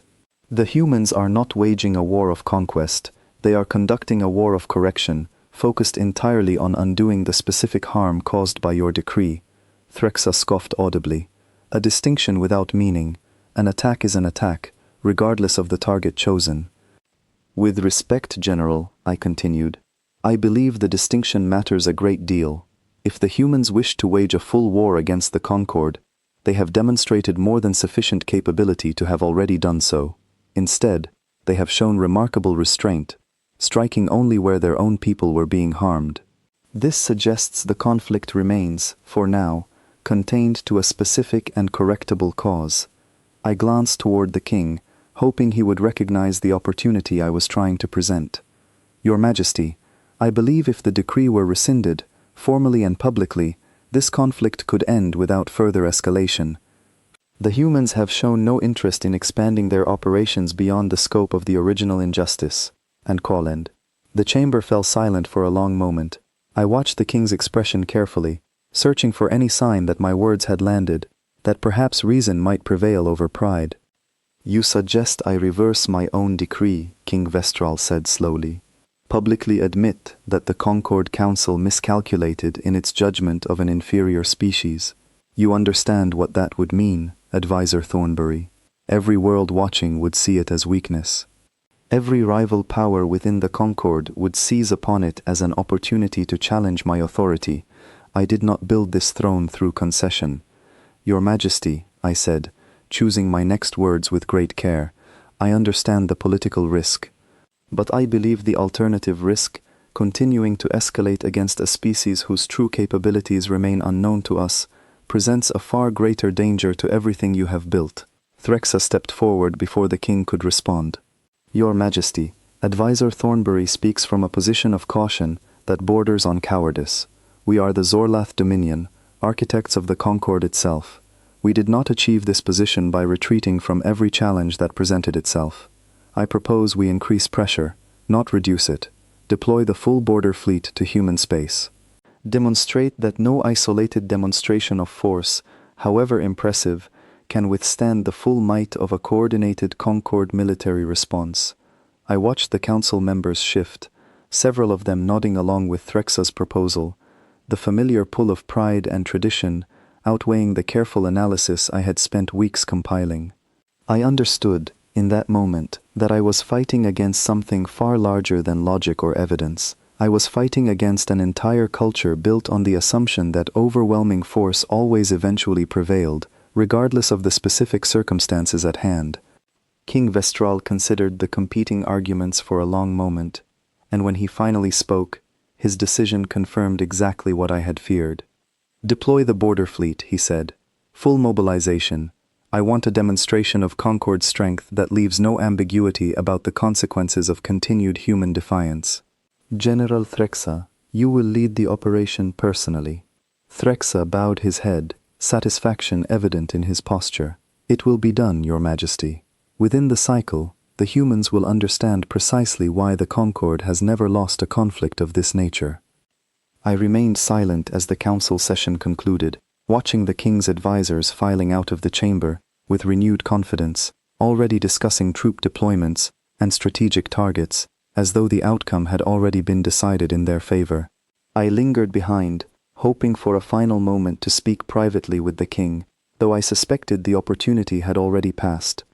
"Advisor Thornbury," the king said, noticing me still standing near the council table, "you disagree with my decision." "I do, Your Majesty," I admitted. "I believe we are underestimating an opponent whose full capabilities remain unknown to us. I believe pride is guiding this decision more than careful strategy." The king studied me for a long moment, and I braced myself for the consequences of such open honesty. Instead, his expression softened slightly, though the weariness beneath it remained. "You may be entirely correct," he said quietly, "but understand my position, advisor. I am not simply a king making decisions in isolation. I answer to a council of powerful interests across a dozen worlds, interests that profit substantially from labor arrangements across the Concord. If I reverse this decree now, admit fault publicly, I will not simply lose face. I will lose the support of every faction that placed me on this throne to begin with. There are forces within my own court more dangerous to my position than any human fleet."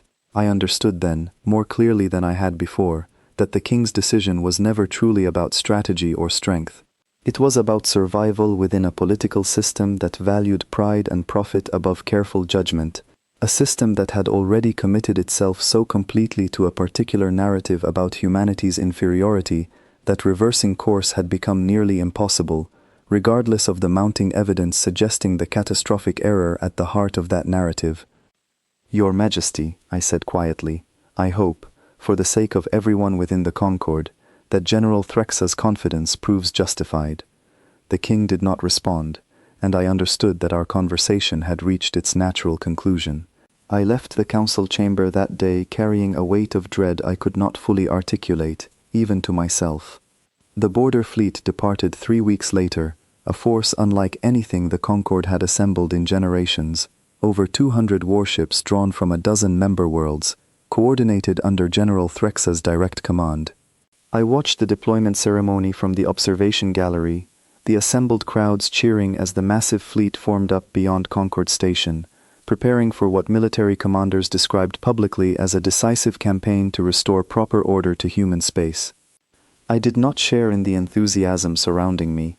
I had spent weeks reviewing every available report about the incidents at Corvain Reach, the destroyed collection fleet, the dismantled convoy operations, and a single, unavoidable pattern had emerged from all of it. Humanity had demonstrated, again and again, a level of technological and operational sophistication that outpaced every Concord assessment, and had done so while showing remarkable restraint, striking only where direct harm to human lives was occurring. I feared, standing in that gallery watching 200 warships depart with confident fanfare, that General Threxa's full mobilization represented exactly the kind of direct, undeniable threat that would finally exhaust whatever restraint humanity had shown thus far. I was not wrong to fear it, though the true scope of what followed exceeded even my most pessimistic expectations. 3 weeks after the border fleet's departure, the first reports began arriving, fragmented and inconsistent at first, the kind of chaotic, contradictory information that always accompanies a major military engagement in its earliest hours.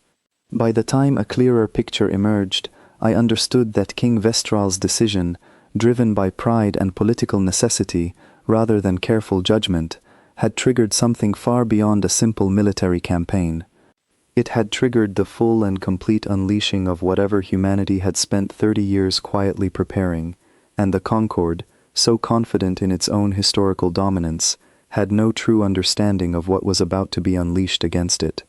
In the days immediately following the border fleet's departure, I found myself increasingly isolated within the king's court.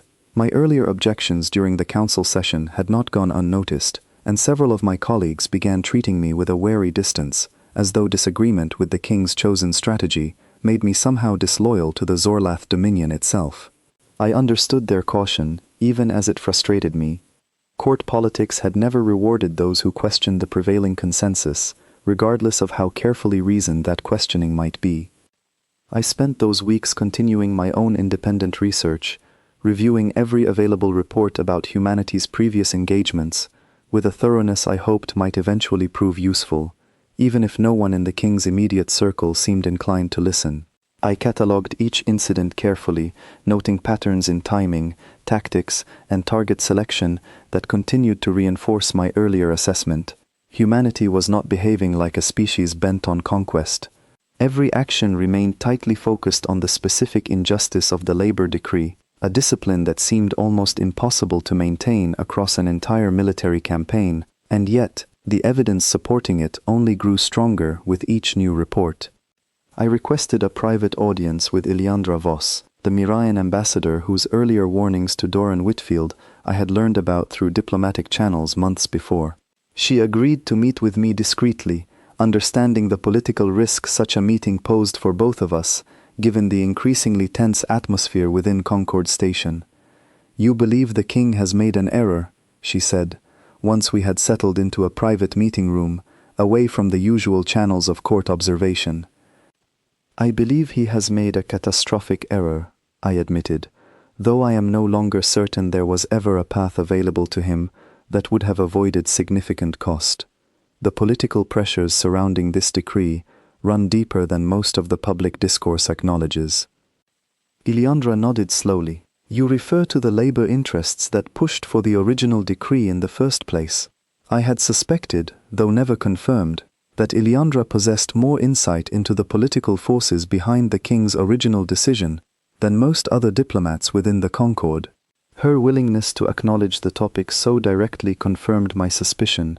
Several powerful commercial interests across a dozen worlds had grown increasingly dependent on human labor contracts in the years leading up to the decree, Iliandra explained. When human negotiators began pushing back against the terms of those contracts, demanding better conditions and fairer compensation, those same commercial interests lobbied heavily within the council for a more permanent solution. The king's decree did not emerge from nowhere, Advisor Thornbury. It emerged from years of quiet pressure applied by those who stood to profit enormously from formalizing human subservience. This confirmed much of what I had already suspected, though hearing it stated so plainly still carried a particular weight. And now those same interests continue to push for military escalation, rather than accepting the correction that circumstances clearly demand. Precisely, Iliandra said. General Threxa's mobilization did not happen in isolation. It happened because those same commercial factions understood that reversing the decree would mean acknowledging their own culpability in creating this crisis. Continued military pressure, however costly, remains preferable to them compared to public accountability. I left that meeting with a clearer understanding of the forces driving the Concorde's response, though the clarity offered little comfort. I understood now that King Vestral's decision to deploy the border fleet had never truly been a matter of military strategy alone. It had been a political calculation, shaped by powerful interests, unwilling to accept the consequences of their own actions, regardless of the mounting evidence suggesting the catastrophic risk such a calculation carried. I attempted, in the weeks that followed, to compile a formal report outlining these concerns for presentation to the full council, hoping that a clear accounting of the political pressures behind the decision might yet convince enough members to reconsider before the border fleet reached its destination. I gathered supporting testimony from several sympathetic officials, cross-referenced trade records that suggested the extent of commercial influence over the original decree, and prepared what I believed was a compelling case for immediate diplomatic outreach rather than continued military escalation. I presented this report to a smaller subset of the council, those members I believed might still be open to reconsidering the current course. The reception was mixed. Several members expressed genuine concern, acknowledging the validity of my analysis, though none proved willing to challenge General Threxa's authority directly, while the border fleet remained in transit. Others dismissed my findings outright, accusing me of undermining Concorde unity at a critical moment through what they characterized as unfounded speculation about political motives. I remember one particular exchange with a senior Zorlath commercial representative named Grath Ossandine, who had grown visibly agitated during my presentation. You suggest, Advisor Thornbury, that this entire crisis stems from the ambitions of hard-working Concorde businesses simply seeking to maintain stable labor arrangements. I find this characterization deeply offensive and, frankly, dangerous to circulate during a moment of such delicate military operation. I make no judgment about the character of any individual business, I replied carefully, though I understood the futility of continuing to press the point in that particular setting. I simply present the evidence I have gathered regarding the political forces that shaped this decree's original passage. Whether that evidence proves comfortable or uncomfortable does not change its underlying accuracy. Grath did not respond further, though the coldness of his expression made clear that my report had done little to shift the council's prevailing momentum toward continued confrontation. I left that session with a growing sense of dread, understanding that reason alone would not be sufficient to prevent whatever consequences awaited the border fleet once it finally made contact with humanity's forces. I continued monitoring reports as closely as my position allowed. During the weeks the fleet remained in transit, watching for any sign that might suggest either side was prepared to step back from the growing confrontation. None came.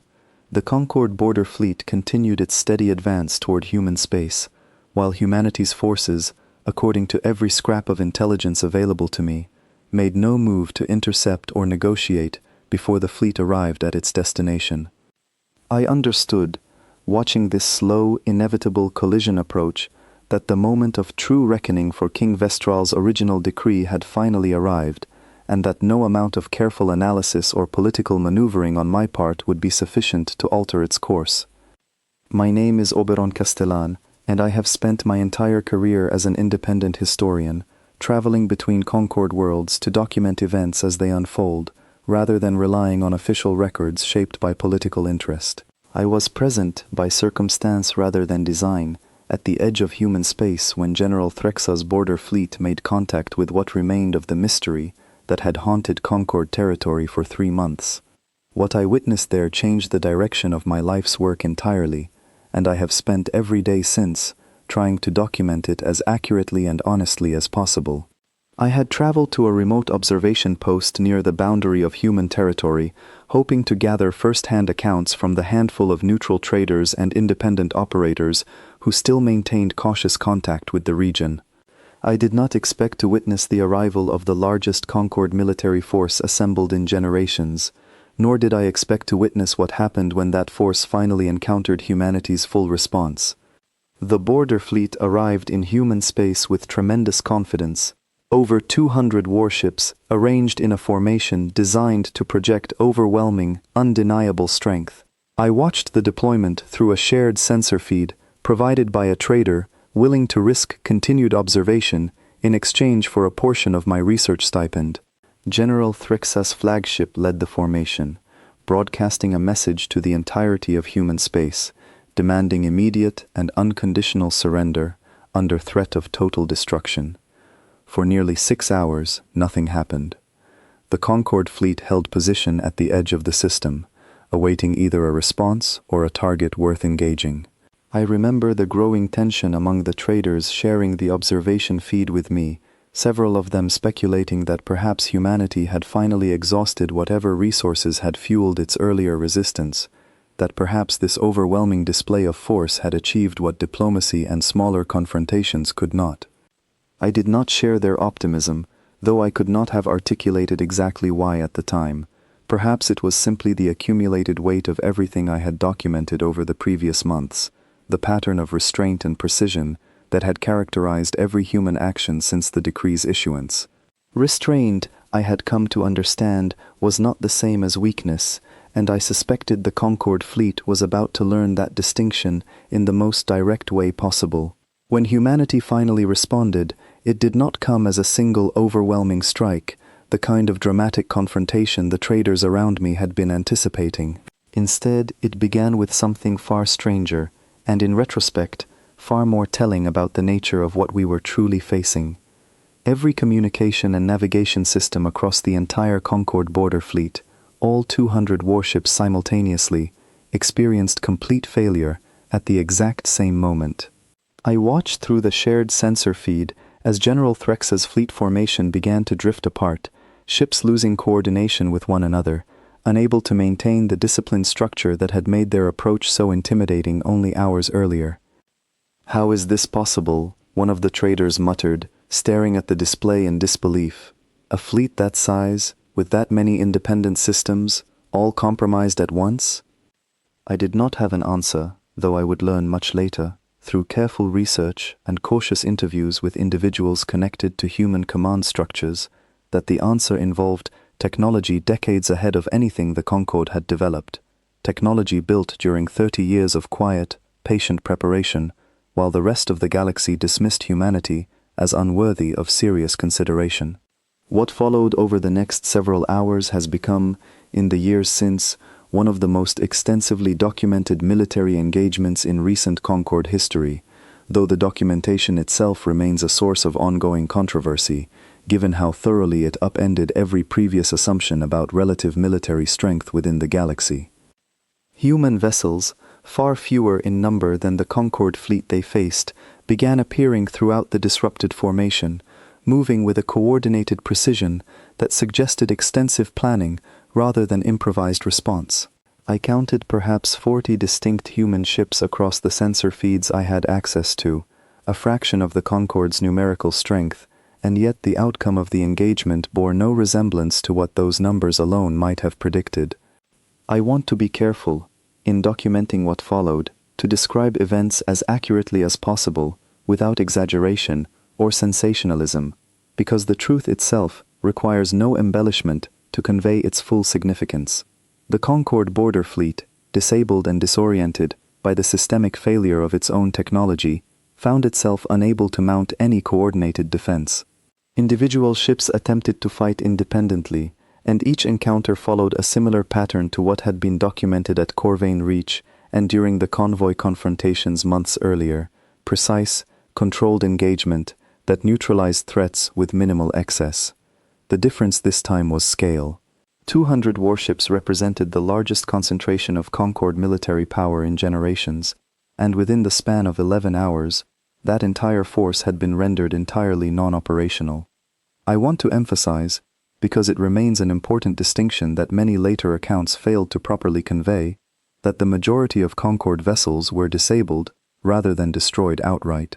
Crews were left alive, ships left largely intact but powerless, drifting throughout the system in a scene that must have been utterly humbling for a military tradition built on centuries of unbroken dominance. General Threxa's flagship received different treatment. As the commanding vessel that had issued the initial ultimatum, it became the focus of a final, direct confrontation that I was able to reconstruct in detail through later interviews with surviving crew members who agreed to speak with me under condition of anonymity. According to those accounts, a single human vessel approached the flagship directly once the surrounding fleet had been neutralized. There was no extended battle, no prolonged exchange of fire. The human ship disabled the flagship's weapons and propulsion systems within minutes, then opened a direct communication channel to General Threxa himself. The message delivered, according to the crew members I interviewed, was brief and without embellishment. It stated simply that the Concord's demonstration of force had been received, that humanity's response had been calibrated specifically to demonstrate the futility of continued military escalation without requiring the loss of Concord lives, and that this restraint would not necessarily extend to any future engagement should the Concord choose to escalate further. General Threxa, according to those same accounts, did not respond to the message. His flagship, along with the remainder of the disabled fleet, was left drifting in human space, its crews eventually rescued by Concord relief vessels dispatched once news of the disaster finally reached Concord Station days later. I traveled extensively over the following months, documenting the ripple effects of this engagement across Concord territory. The psychological impact proved as significant as the material losses, perhaps more so. An entire galactic power structure had been built upon the assumption of the Zorlath Dominion's military supremacy, an assumption that had gone unchallenged for generations and had shaped the political calculations of every species within Concord space. That assumption did not survive contact with humanity's true capabilities. I interviewed dozens of individuals during this period, diplomats, military officers, ordinary civilians on worlds throughout Concord space, all grappling with the same fundamental question.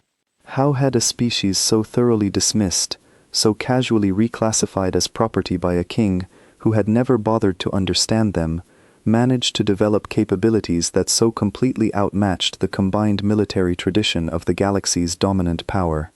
The answer, as I came to understand it through my research, lay in exactly the pattern that had characterized humanity's response from the very beginning. While the Concord had spent decades treating humanity as a curiosity, a resource to be evaluated and eventually exploited, humanity had spent those same decades observing, learning, and quietly preparing for a scenario they perhaps always suspected might eventually arrive. The very qualities the Concord had dismissed as weakness, patience, restraint, careful diplomatic engagement, had in fact been the deliberate cultivation of time used to build something the rest of the galaxy had never thought to anticipate. I want to be clear, in documenting this period of history, that what I witnessed and later researched did not represent humanity seeking conquest or domination over the Concord. Every account I gathered, every piece of evidence I reviewed, painted a consistent picture of a species responding specifically and proportionally to a specific injustice, the labor decree that had triggered this entire conflict. There was no attempt to occupy Concord territory, no demand for tribute or expanded influence beyond the immediate goal of protecting human lives and ending the practice that had provoked this response in the first place. This distinction, though often lost in the more sensationalized accounts that circulated through Concord media in the months following the border fleet's disaster, remains critically important to understanding what actually occurred during this period.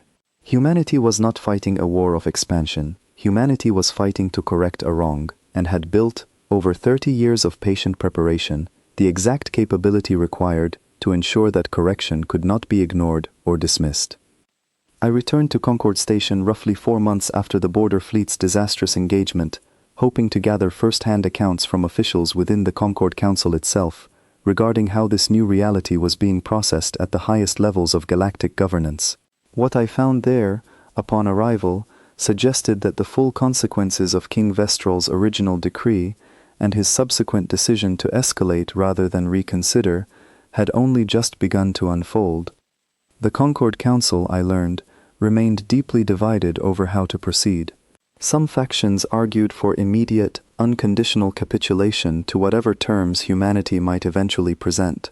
Others, still clinging to wounded pride and centuries-old assumptions about galactic hierarchy, continued to argue for further military mobilization, apparently unable or unwilling to fully absorb the lessons so thoroughly demonstrated at the Border Fleet's expense. I documented these debates extensively during my time on Concord Station, and I remember, quite clearly, a growing sense of unease among even the most hawkish council members, an unease that suggested the true reckoning for the Concord's original decree had not yet fully arrived. I was correct in that assessment, though I could not have anticipated, even then, exactly how the final chapter of this conflict would ultimately unfold. During my time on Concord Station, I made a point of interviewing as many surviving crew members from the disabled Border Fleet as I could locate, hoping to gather first-hand perspectives that might complement the more official accounts already circulating through Concord media. Many of these individuals had returned home changed by their experience, carrying with them a perspective on humanity that differed sharply from the confident dismissal so common before the engagement. One officer I spoke with, a young Tren navigator who had served aboard one of the disabled cruisers, described the disorienting experience of watching her ship's systems fail in perfect synchronization with the rest of the fleet. She told me that the crew had initially assumed a catastrophic technical malfunction, some shared design flaw finally manifesting across the entire fleet simultaneously, before slowly realizing that the failure had been deliberately induced by an external force they could not even properly detect, let alone counter. There was no warning, she told me, her mandibles clicking with what I recognized as lingering unease, even months after the event. One moment we held perfect formation, weapons armed, confidence high. The next moment, nothing worked. Not navigation, not weapons, not even basic life support monitoring. We drifted helplessly, waiting for an attack we could not prevent, expecting the worst outcome imaginable.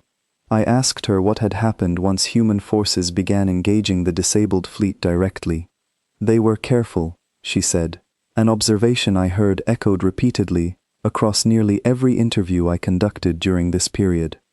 Boarding parties moved through our ship with clear purpose, securing weapons systems and command consoles, but making no move to harm crew members who offered no resistance. I watched one of their officers help an injured crewmate of mine to the medical bay personally, treating her with the same careful attention I would have expected from our own medical staff. This pattern, of measured restraint even in the immediate aftermath of overwhelming victory, appeared consistently across every account I gathered. I interviewed engineers, weapons officers, even several members of General Threxa's own command staff, and each account reinforced the same fundamental picture. Humanity had not sought to humiliate or destroy the Concord's military capacity beyond what was strategically necessary to end the immediate threat. They had disabled, secured, and ultimately released the vast majority of the fleet's personnel, allowing Concord relief vessels to recover their own people without interference. I found this restraint particularly notable given the scale of destructive capability humanity had clearly demonstrated. A species capable of disabling 200 warships simultaneously, without any apparent difficulty, could easily have chosen a far more devastating outcome had that been their intention. The deliberate choice to minimize casualties, even against a fleet that had arrived explicitly threatening total destruction, suggested a level of strategic discipline that I found difficult to reconcile with the Concord's earlier assumptions about human character. I also managed, through careful diplomatic channels, to arrange a brief interview with one of the human officers who had participated in the engagement, a young lieutenant named Kieran Ashworth, who had served aboard one of the vessels that directly confronted the Concorde flagship. He agreed to speak with me on condition that I represent his comments accurately, without embellishment or exaggeration for dramatic effect, a request I have done my best to honor throughout this account. We trained for years for exactly this scenario, Ashworth told me, during our brief conversation conducted through a secure communication channel. Not because we wanted conflict, but because we understood, from the very beginning of our relationship with the Concorde, that a species with no clear boundaries eventually gets tested by those who assume patience means permission. We hoped we would never need to use what we built. When the decree came, we understood our hope had run out. I asked him directly about the restraint I had observed across every account of the engagement, the careful avoidance of unnecessary casualties, even against a fleet that had arrived with explicit intent to destroy human resistance entirely. "We are not interested in becoming what we fought against," Ashworth said, his voice carrying a quiet conviction that stayed with me long after our conversation ended. "The Concorde treated us as though our worth could be measured and dismissed by those with more power. We refused that judgment, but refusing it does not mean we intend to make the same mistake in reverse, treating Concorde lives as expendable simply because we now possess the capability to do so. Every choice we made during that engagement was deliberate. We wanted the Concorde to understand exactly what they were dealing with, without requiring the kind of bloodshed that would make genuine reconciliation impossible afterward. I have thought about that statement many times in the years since, turning it over in my mind as I continued documenting the aftermath of this remarkable conflict. It captured, I believe, something essential about the entire nature of humanity's response to the King's original decree, a response built not around vengeance or domination, but around a careful, deliberate insistence on dignity, paired with an equally deliberate refusal to abandon basic principles even when overwhelming power made such abandonment entirely possible. I returned to Concorde Station roughly 4 months after the border fleet's disastrous engagement, as I noted earlier, hoping to gather first-hand accounts from officials within the Concorde Council itself regarding how this new reality was being processed at the highest levels of galactic governance.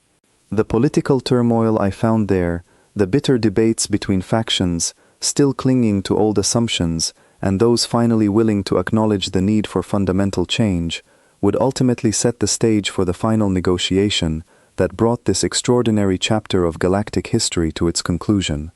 My name is Doran Whitfield, and I have not spoken publicly about the events of this final chapter until now, though I was present for nearly all of it, first as a diplomat stripped of any real authority, and later as an unwilling witness to the conclusion of a conflict that began with a single, careless decree spoken by a king who never once considered the true cost of his words. 6 months after King Vestral's original proclamation, I found myself aboard a Concorde diplomatic shuttle, traveling toward the Zorlath homeworld under circumstances I never could have predicted when I first watched that fateful broadcast from the delegation hall on Concorde Station. Humanity had requested my presence specifically, citing my history as a human representative who had spent over a decade attempting good faith engagement with Concorde authorities. I did not know, when I accepted that request, exactly what role I would be asked to play. The journey toward the Zorlath throne world took several days, and I spent much of that time reviewing reports that had reached me through careful, informal channels over the preceding months. The border fleet's disastrous engagement had triggered exactly the kind of political upheaval I had feared. Factions within the Concorde Council splitting along increasingly bitter lines, some pushing for immediate surrender to whatever terms humanity might present, others still clinging to a stubborn refusal to accept the new reality that had been so thoroughly demonstrated. King Vestral himself, I learned, had grown increasingly isolated within his own court during this period, his authority steadily eroding as more and more of his advisors began questioning the decisions that had led the Concorde into this catastrophic situation. I thought often, during that journey, about Advisor Thornbury, whose cautionary counsel I had heard about through diplomatic back channels, and I wondered whether her warnings had been heeded too late to matter. When my shuttle finally arrived at the Zorlath throne world, I found a planet, transformed by anxiety and uncertainty. The grand capital city, once a symbol of unshakable Concord authority, now existed under a state of quiet, tense anticipation. Human vessels had been sighted at the edge of the system for 3 days prior to my arrival, holding position without engaging, their presence alone enough to paralyze the planet's usual confident rhythm. I was escorted directly to the palace upon landing, where I found King Vestral waiting in a private chamber, accompanied only by a small handful of remaining loyal advisors. He looked considerably older than the confident figure I remembered from his original broadcast 6 months earlier, the weight of the intervening months etched clearly into his expression. "Ambassador Whitfield," he said, his voice carrying none of the arrogance I remembered from our earlier encounters. "You have been asked to serve as an intermediary for this final negotiation." "I have," I confirmed. "Humanity has requested my presence specifically, given my history of good faith engagement prior to your decree."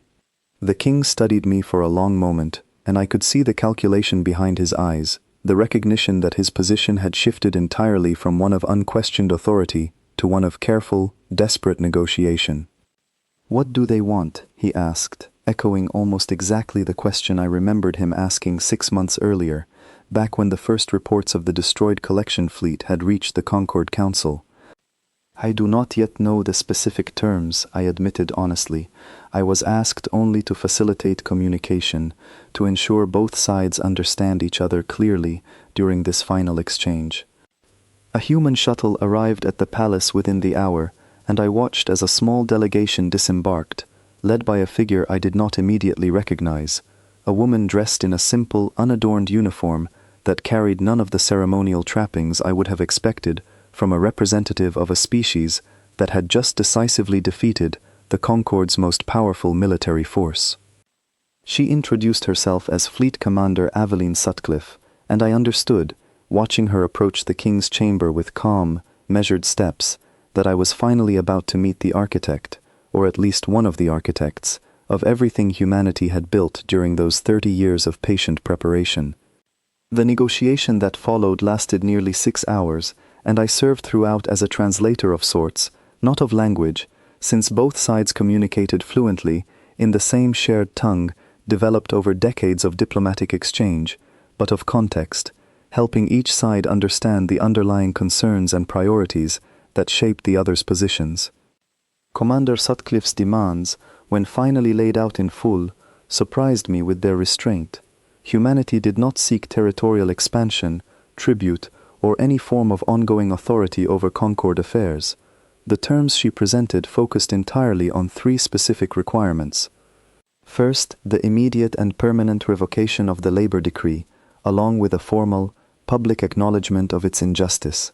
Second, the establishment of full diplomatic equality for humanity within all Concord institutions, matching the status held by every other member species. Third, and perhaps most significantly, an independent Concord investigation into all labor practices across member worlds, extending the protections humanity had fought for to any other species that might have suffered under similar exploitative arrangements. I watched King Vestral's expression as Commander Sutcliffe outlined these terms, and I saw something shift in him, a recognition perhaps that the terms being offered were far more measured than what a truly vengeful conqueror might have demanded after such a decisive military victory. "You could demand far more," the king said eventually, his voice carrying a note of genuine confusion.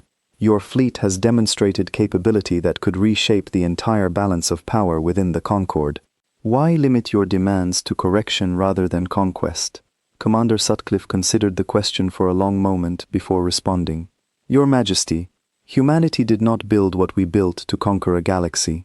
We built it because 30 years ago, when we first encountered the Concord, we recognized the possibility that patience and good faith might eventually prove insufficient protection against a power structure willing to dismiss entire species as unworthy of basic dignity. We hoped we would never need to use what we built. We hoped your decree would never come, but once it did, our response was never about domination. It was about ensuring that no one, ever again, could look at humanity and assume our patience meant permission." I remember the weight of silence that followed her words, the king absorbing the full implication of what she had said. This was not a species seeking to replace the Concord's power structure with its own dominance. This was a species that had simply refused to accept a specific injustice, and had built exactly enough capability to ensure that refusal could not be ignored. "And if I refuse these terms?" the king asked quietly, though I suspected he already understood the answer before he finished asking the question. "Then nothing changes from where we currently stand," Commander Sutcliffe said. "Your fleet remains where our forces left it, unable to project meaningful military power beyond your home system for the foreseeable future. Your economy, already strained by the disruption to trade routes over the past 6 months, will continue to suffer, and the political factions within your own court that have grown increasingly frustrated with your leadership will continue to grow more restless. We are not threatening further military action, Your Majesty. We are simply stating that the current situation will persist indefinitely until these terms are met."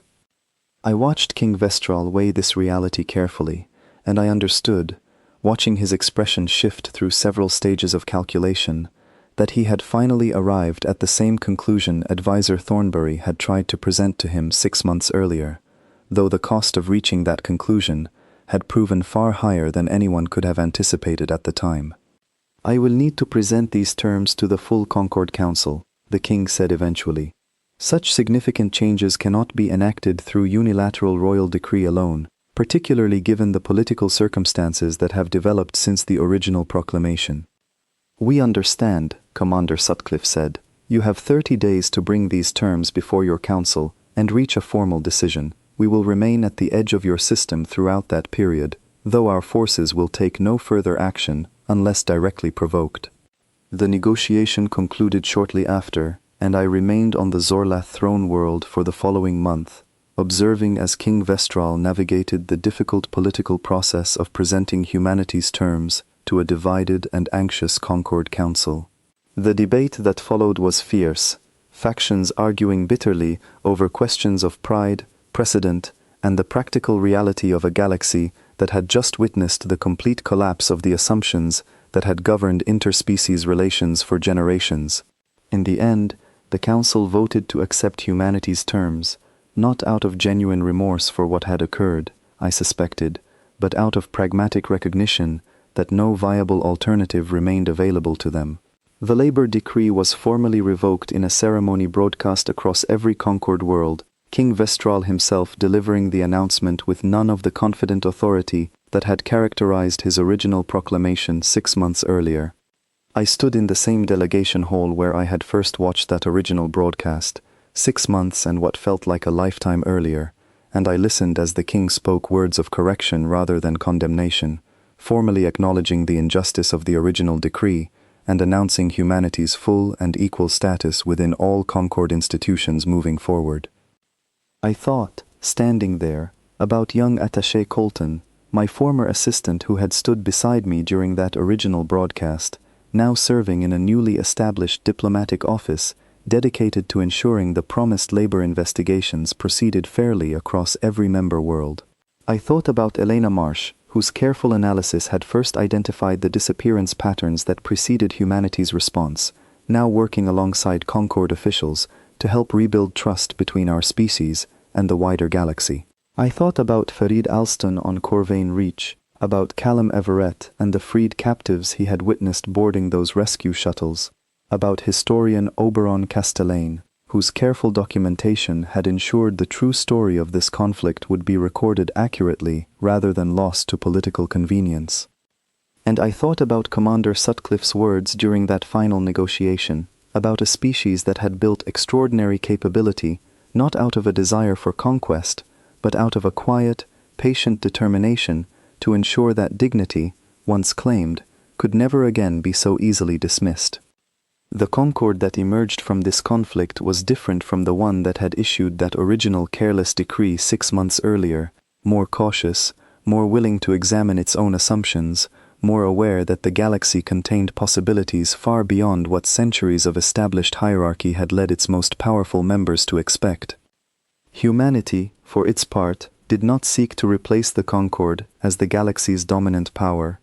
We simply took our place among the stars as equals, having demonstrated, through patience and restraint and finally through undeniable capability, that we would never again accept being defined by anyone else's careless judgment. I do not know what the future holds for the relationship between humanity and the wider galaxy. I suspect there will be further challenges, further moments of tension, as old assumptions continue to shift and new understandings slowly take their place. But I know this much for certain, having witnessed every stage of this remarkable and difficult chapter in our shared history. Humanity's fury, once provoked, had reshaped an entire galaxy's understanding of what our species truly represented.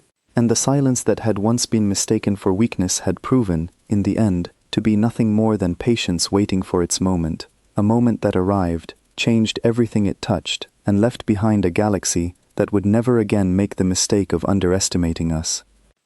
In the months that followed the formal ceremony revoking the labor decree, I remained on the Zorla throne world as part of a small diplomatic team tasked with establishing the practical framework for humanity's newly recognized equal status within Concord institutions.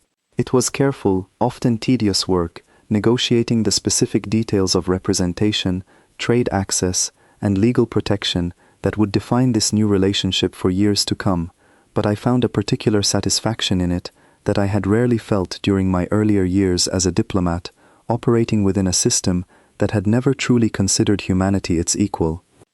I met with Commander Sutcliffe several more times during this period, gradually learning more about the extraordinary effort that had gone into building humanity's response over those 30 quiet years. She never revealed operational details that might compromise ongoing security concerns, but she spoke openly about the broader philosophy that had guided the entire endeavor. We never wanted this outcome, she told me during one of our final conversations before my eventual return to Earth. Every resource devoted to building what we built represented resources that could have gone toward something else entirely: medical research, infrastructure, the countless peaceful pursuits that define what we hope our civilization can become. We built a contingency because history taught us that hope alone rarely protects the vulnerable from those willing to exploit them. I take no pride in what we were forced to do. I take pride only in how carefully we tried to limit the cost of doing it. I asked her, during that same conversation, whether she believed the Concord had truly learned the lesson this conflict was meant to teach, or whether old patterns of hierarchy and exploitation might eventually reassert themselves once the immediate shock of humanity's demonstration had faded from memory. She considered the question carefully before answering. I do not know, she admitted. Societies are slow to change, and pride has a way of reasserting itself once immediate consequences fade into history. What I do know is that the investigation into broader labor practices across Concord worlds, one of the specific terms we insisted upon during negotiation, has already begun uncovering exploitation, extending far beyond what was done to humanity alone. Other species, less capable of mounting the kind of response we managed, have suffered under similar arrangements for generations, quietly, without anyone powerful enough to demand correction on their behalf. This revelation, though I had suspected something similar given Petra Lindquist's earlier findings about the shadow labor networks predating the King's decree, still struck me with considerable weight. I thought about all the species I had encountered during my years as a diplomat, the Tren, the Oseran, countless others across a dozen worlds, and wondered how many of them had endured exploitation that simply lacked the visibility or the capability to provoke the kind of reckoning humanity had achieved. Do you believe humanity bears some responsibility now, I asked her, to continue advocating for those other species, given the leverage this conflict has provided? I believe we bear a responsibility to remain consistent, Sutcliffe said. The terms we negotiated included that investigation, specifically because we understood our own experience was not unique, merely more visible due to circumstances outside our control. Whether the Concord follows through honestly on that investigation remains to be seen, but humanity will not simply walk away from the principle once our own immediate crisis has been resolved. I found comfort in that answer, though I understood it represented a promise that would require years, perhaps decades, of continued diplomatic vigilance to fully honor. I thought about Elena Marsh's careful analysis, about Callum Everett's account of freed captives boarding rescue shuttles, about Inez Thornbury's lonely efforts within the king's own court to advocate for reason over pride, and I understood that the work of building genuine equality within the Concord had only just begun, regardless of how decisively the initial conflict had concluded. I returned to Earth for the first time in over a decade during a brief period of leave granted before my next diplomatic assignment. I remember standing on a hillside overlooking the ocean near my childhood home, watching the sunset in a way I had almost forgotten was possible after so many years spent beneath the artificial lighting of Concord Station's endless corridors. I thought about how far removed this quiet, peaceful scene felt from everything I had witnessed over the previous year, the destroyed fleets, the tense negotiations, the careful, deliberate restraint that had characterized humanity's response even at the height of overwhelming military advantage. I understood, standing on that hillside, that the true legacy of this conflict would not be measured by the ships destroyed or the political concessions won, significant as those outcomes certainly were. The true legacy would be measured by what humanity chose to do with the respect it had finally earned, whether we would use our newfound standing to build genuine partnership across the galaxy, or whether we might eventually succumb to the same temptations toward dominance and exploitation that had originally provoked this entire crisis. I do not know, even now, how that larger question will ultimately be answered. I know only that on the day I stood on that hillside, watching the sun set over waters that had witnessed the entire arc of human history long before we ever looked toward the stars, I felt a cautious, hopeful confidence that the values guiding humanity through this extraordinary trial, patience, restraint, and an unwavering insistence on dignity, would continue guiding us through whatever challenges the future still held in store. The galaxy had learned, through hard and costly experience, that humanity's silence was never weakness, and our patience was never permission. Whatever comes next, I believe, will be shaped by that same hard-won understanding, carried forward by a species that finally claimed its rightful place among the stars, not through conquest, but through the simple, unshakable refusal to be defined by anyone else's careless judgment ever again.